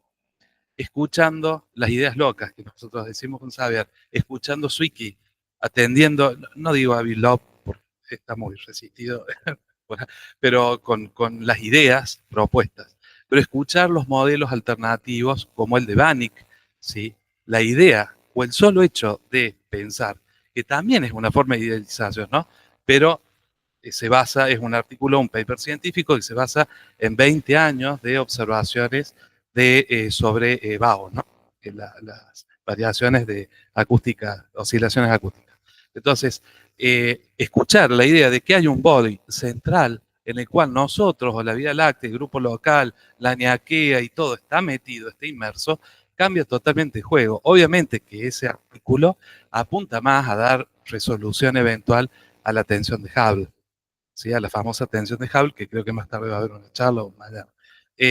Pero nosotros no entramos en ese tipo de especulaciones, ¿sí? Simplemente mover un poco los cimientos de la base del modelo nos parece una manera buena para contrastar. O sea, nosotros no queremos o no decimos que haya un contraste, un modelo de contraste como alguna vez lo trabajamos con vos, sino un contraste entre modelos de observación distintos. Y eso es lo que dispara estos patrones o estos insight de alguna forma que permiten explorar en el horizonte y liberar prejuicios, siguiendo la máxima de Zwicky, por ejemplo. Entonces yo creo que eso está bueno y que puede eventualmente dar respuesta, sobre todo al modelado de cosas tan locas, raras como los mismos vacíos. ¿Sabes? Sí da un poco, se me escucha, da un poco el contraste que vimos en las dos charlas anteriores, que justamente era cambiar un poco el juego y no, porque una de las ideas, la impresión era que iban a usar un machine learning basado en un modelo para construir el target de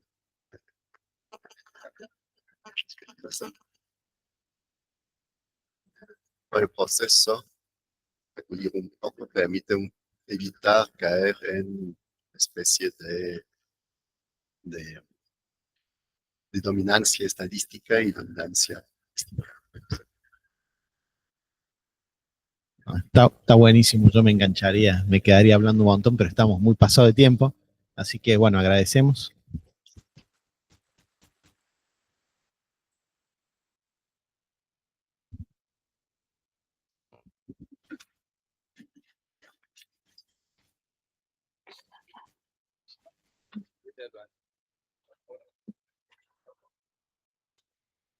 Hola. Bueno, ahora vamos a inaugurar una nueva sección en las jornadas, que es la presentación de libros. Bueno, en primer lugar, Maxi va a presentar el tomo 2 de Epistemología e Historia de la Astronomía, que resume todo lo que hemos, o sea, todos los artículos, todas las charlas que se han dictado aquí hace justamente 2 años. Maxi. Bueno, otra vez pesado.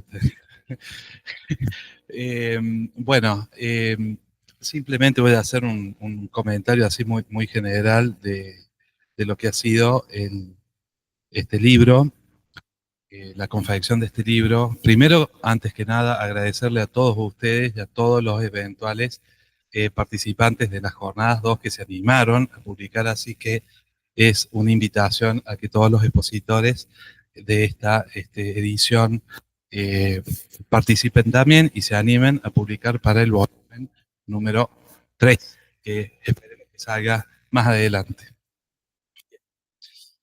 Como decía David, este libro es un esfuerzo colectivo de mucha gente, además de nosotros los editores, Santiago y el mismo David. Esta es la tapa del libro, que seguramente ustedes ya la conocen.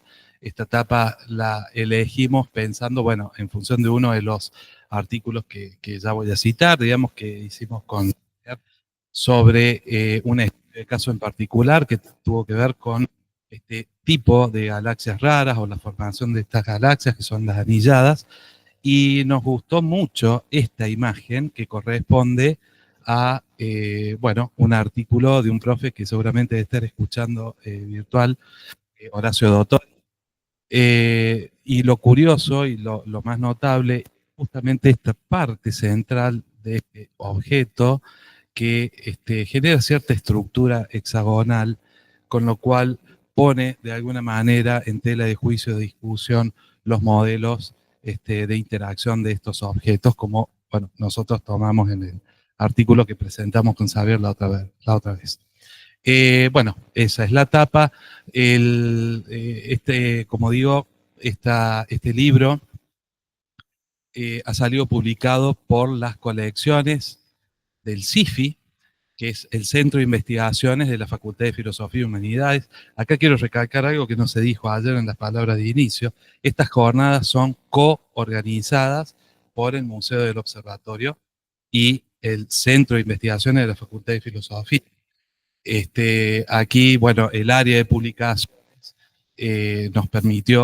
nos dio el espacio gratuito, por supuesto, de poderlo hacer, bajo, por supuesto, todas las reglas y las normativas editoriales que exigen la misma área de publicación y las mismas colecciones. bueno, además de eso, hacer directamente un paneo general de los artículos. Hay artículos de distintos tipos correspondientes a mesas temáticas de filosofía de la astrobiología, filosofía de la astronomía, historia de la astronomía argentina, historia de la astronomía orientada filosóficamente, bueno, y muchas otras cosas, astronomía cultural, por supuesto, que tuvo un gran aporte, y demás. Así que los invito, digamos, a poderlo descargar el libro, poderlo explorar. El libro, bueno, esto es el prólogo, donde simplemente, no me quiero olvidar de nadie, yo agradecía a los participantes de esto, pero fundamentalmente quiero agradecer al comité académico formado en aquel entonces, digamos, por el profe Víctor Rodríguez, aquí presente, Néstor Camino, Cristian Carman, Alejandro Cassini, Lidia Sidale, Pío García, Alejandro Martín López, Hernán Miguel, Santiago Pablo Antonio, Marina Resnick, Hernán Cedernini, Marisa Velasco. Bueno, agradecerles a ellos también por la labor, simplemente para comentar, esta publicación no es una publicación en actas.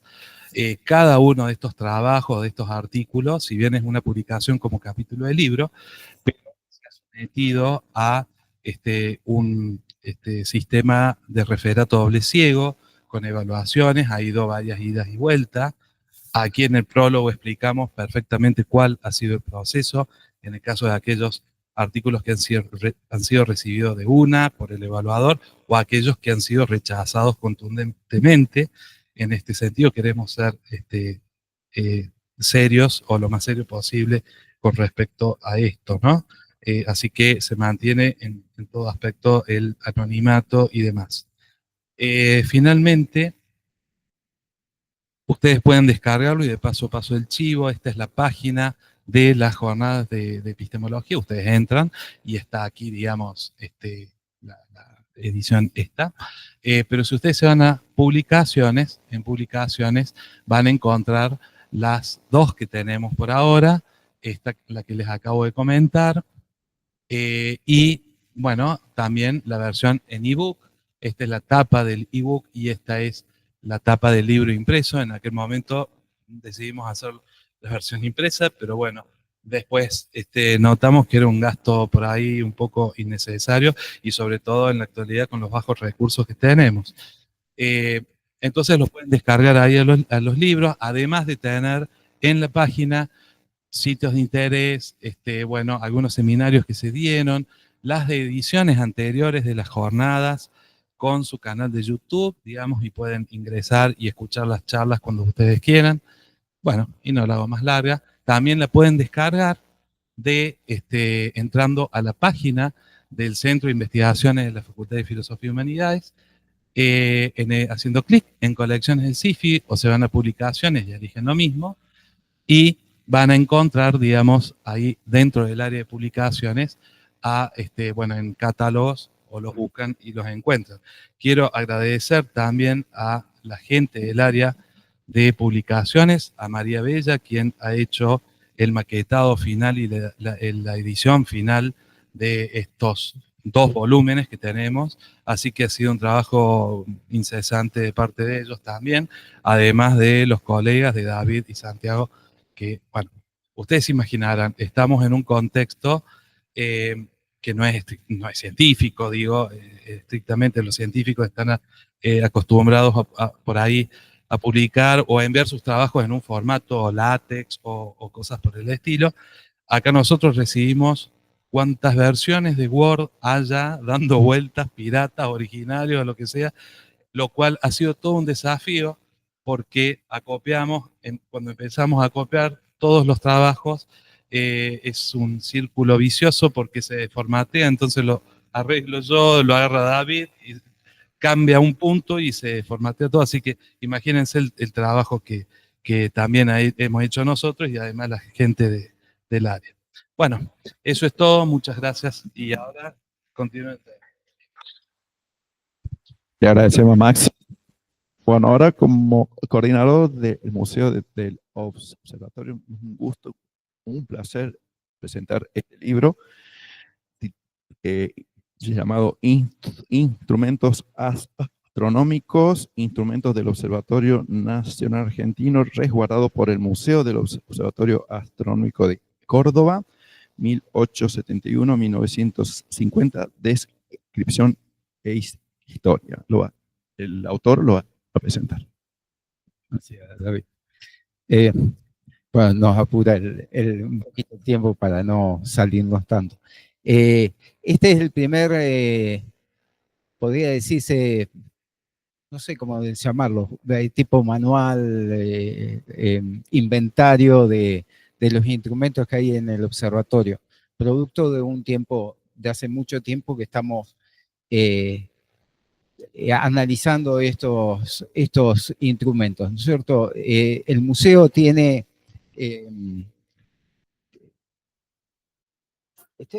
No, ahí está. El museo tiene, a ver, la variedad de instrumentos que tiene, para hacerlos cortitos, la variedad de instrumentos que tiene es gigantesca. De tiempos, los instrumentos parten de más o menos mitad del siglo XIX hasta hoy, básicamente, ¿no?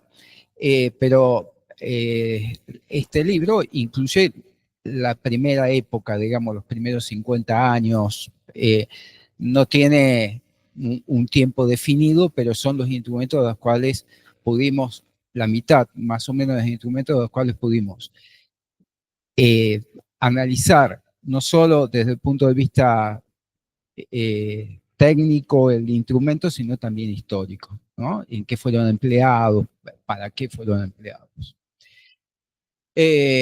Bueno, la estructura la estructura típica, hay una pequeña introducción de la historia del observatorio y la historia del museo, que es la primera historia del museo que creo que aparece como tal. Es muy pequeña, tiene un par de páginas, y son de los instrumentos se seleccionaron 61. Ustedes me dicen cómo hicimos para seleccionar eso. Bueno, simplemente porque eran los instrumentos de los cuales teníamos más completas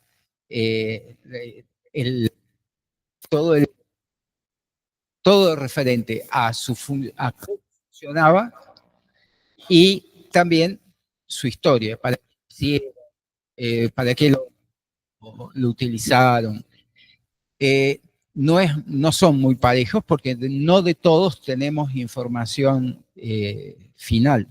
Y por supuesto, este tipo de libros es digamos, es para este momento, porque ojalá podamos seguir investigando estos instrumentos y empezando a averiguar otras cosas que no conocemos de esos instrumentos, ¿no? Se va a evolucionar.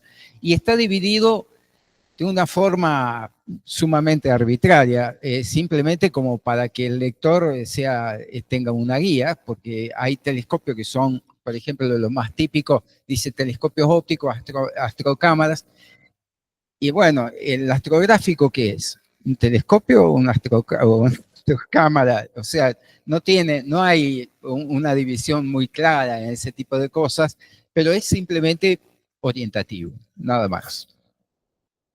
La mayoría de instrumentos, hay de todo. Hay una gran cantidad de instrumentos fabricados en Estados Unidos, una gran cantidad de instrumentos fabricados en Alemania, que recordemos que en las épocas iniciales del observatorio, el país dominante en esta área de la ciencia era Prusia, Alemania,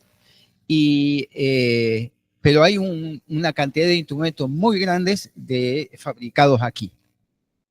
Además, está el problema para nosotros, ¿no es cierto?, de que hay muchos instrumentos que han sido cambiando continuamente en el tiempo y algunos han sido desarmados para ser utilizados en otros instrumentos. Entonces, no es nada fácil a veces hacer el seguimiento de algunos de ellos.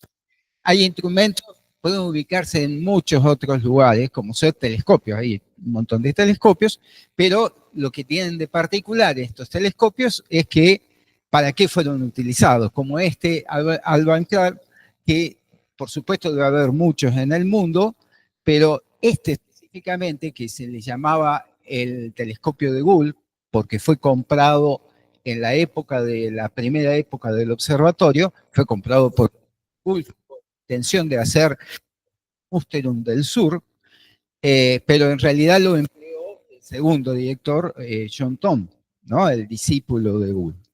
Y se hizo la Córdoba de Musterum, o sea, no es un instrumento cualquiera, digamos, tiene valor en la medida de que en qué se lo utilizó. Por ejemplo, este reloj, que es uno de los últimos de este artesano, es alemán, si bien hay varios en el mundo, de hecho el número es el 373, o sea que debe haber una cantidad, no todos iguales, pero una cantidad importante, pero esto tiene de particular de que fue probablemente el primer reloj de precisión de la Argentina, probablemente, no podemos asegurarlo, pero es muy probable. Pero además fue el reloj con el cual se emitió por primera vez una hora uniforme, no digo oficial, pero uniforme a todo el territorio nacional. O sea que tiene un valor muy, muy grande en ese sentido, no como instrumento en sí mismo, ¿no?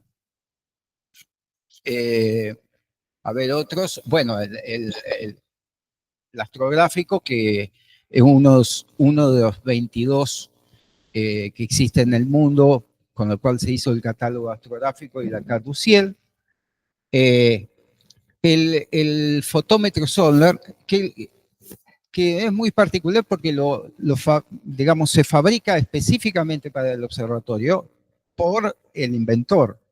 Y hay 22, creo, sí, ahí puse 22, porque no me acuerdo, hay 22, pero hay solo 2 en el hemisferio sur, y uno es este. Y probablemente sea el instrumento que mejor conservado está, probablemente. Eso no quiere decir que nunca lo pudimos poner en funcionamiento, ¿no? Porque eso es otra cuestión, pero este instrumento históricamente tuvo mucha importancia porque fue el primero que para la parte de fotometría estelar funcionaba muy bien. Este es otro fotómetro o un telescopio, porque en realidad es un telescopio especializado en medición del brillo de las estrellas. Planetas y el Sol, ¿no? Tiene varias funciones y están todos los elementos. Bueno, a la tarde voy a comentar algo sobre esto. Estas 2 lentes son 2 objetivos a lo anclar, hay un montón en el mundo, pero con estas dos lentes se intentó por primera vez verificar la teoría de Einstein, de la relatividad, por este observatorio, 7 años antes de la famosa foto de 1919 de Soldal. Entonces, en realidad, los objetivos son como cualquier otro objetivo, más allá que tuvimos que investigarlo, las distancias focales y todo eso, pero tiene importancia en ese sentido.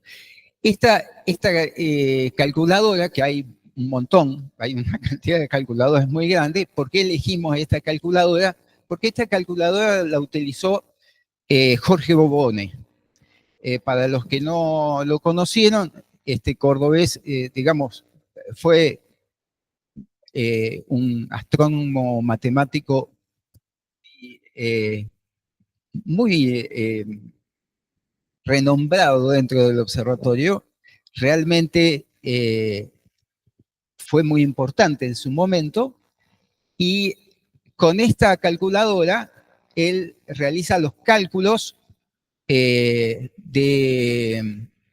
reducción de la medición de Eros en 1931, con los cuales se realiza, digamos, la primera determinación de distancia Tierra-Sol, la paralaje precisa, con la cual básicamente es el valor, básicamente es el hoy aceptado. Por supuesto, ha evolucionado, pero básicamente fue a donde se estabilizó el valor.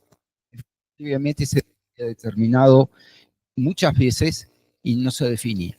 Hay instrumentos únicos. Por ejemplo, este no hay en otro lugar del mundo. ¿Por qué sabemos eso? Porque este instrumento fue el primer objetivo, instrumento, parte del instrumento sería, este objetivo fue fabricado específicamente para la técnica fotográfica y es el primero, está muy registrado eso, el primero fabricado en la historia para ese fin específico. No digo que es el primero que se utilizó, ¿no? El primero que se fabricó específicamente para la fotografía y con el cual se hicieron las fotografías cordobesas. Se sabe muy bien, porque está todo documentado, que el observatorio lo compra. El director dice una feliz coincidencia de que el inventor lo vende. Mentira eso, porque en realidad eran amigos de... Y se ve que, digamos, se pusieron de acuerdo. Él lo vendía y con esa plata hacía un objetivo mayor, y el Observatorio de Córdoba, el Observatorio Nacional Argentina en ese momento lo compra para esto. Bien, y así hay otros. Este es el telescopio Perrin. Es un telescopio completamente fabricado en la institución, y si no me equivoco, no sé si posteriormente se fabricó uno más grande en la Argentina. Algunos únicos, como el espectrógrafo que se le llama de gaviola, pero el espectrógrafo 1, es el primero fabricado completamente con óptica de reflexión, ¿no?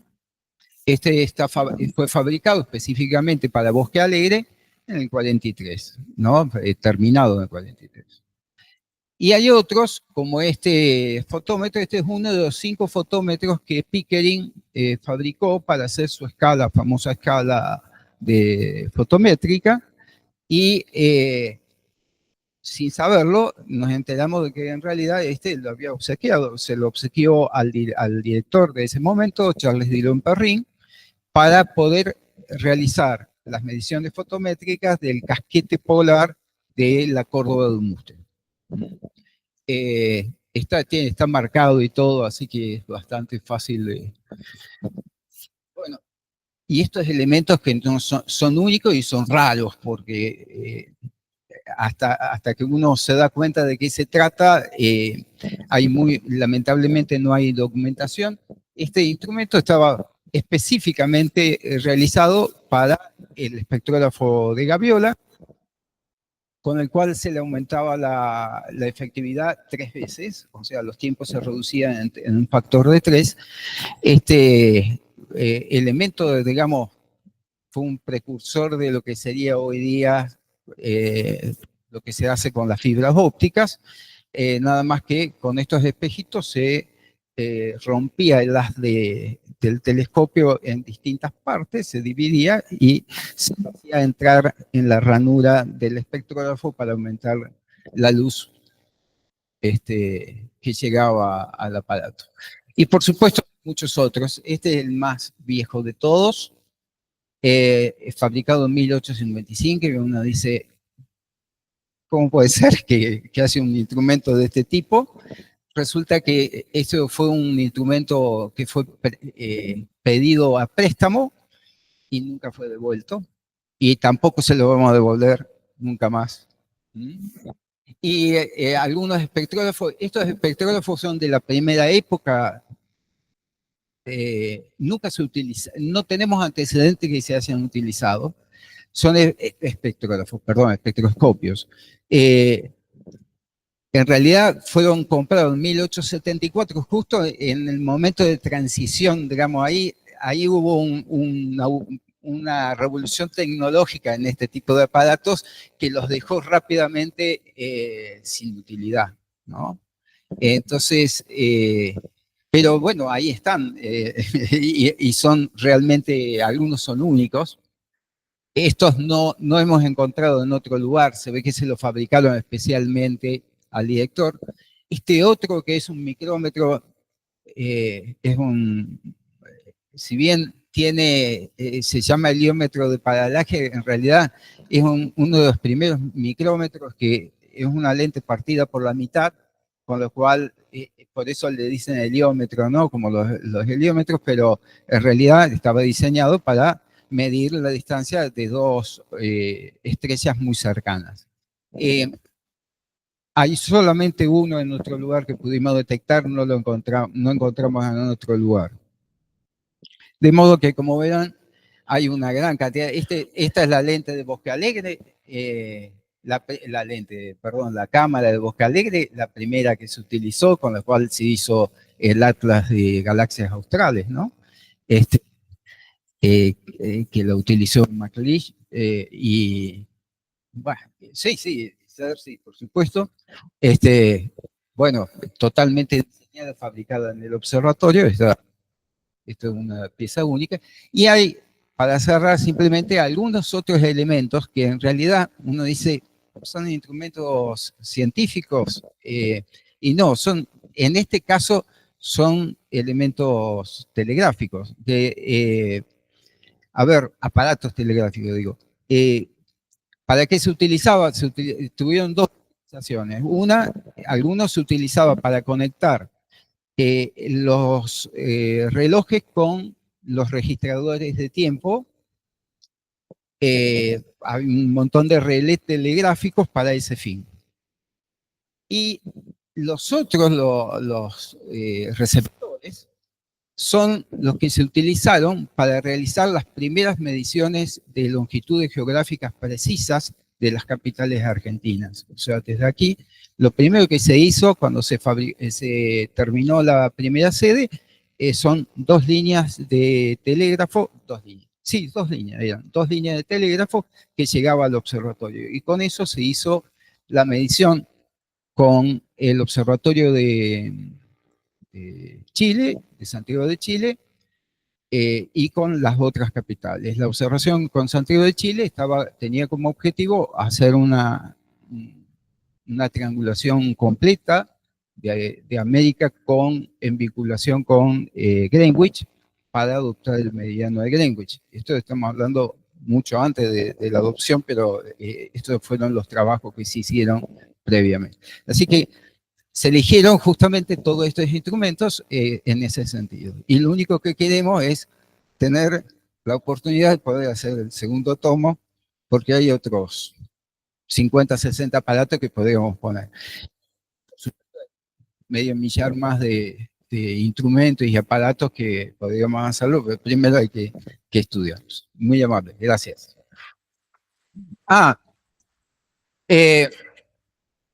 Ahora paso al otro rol. Ahora tenemos el corte para el almuerzo, pero previamente están invitados los que quieran. Obviamente, nadie los puede obligar, pero hacer una visita al museo justamente para mostrarles algunos de todos estos aparatos que acomodamos y limpiamos para que ustedes los puedan ver.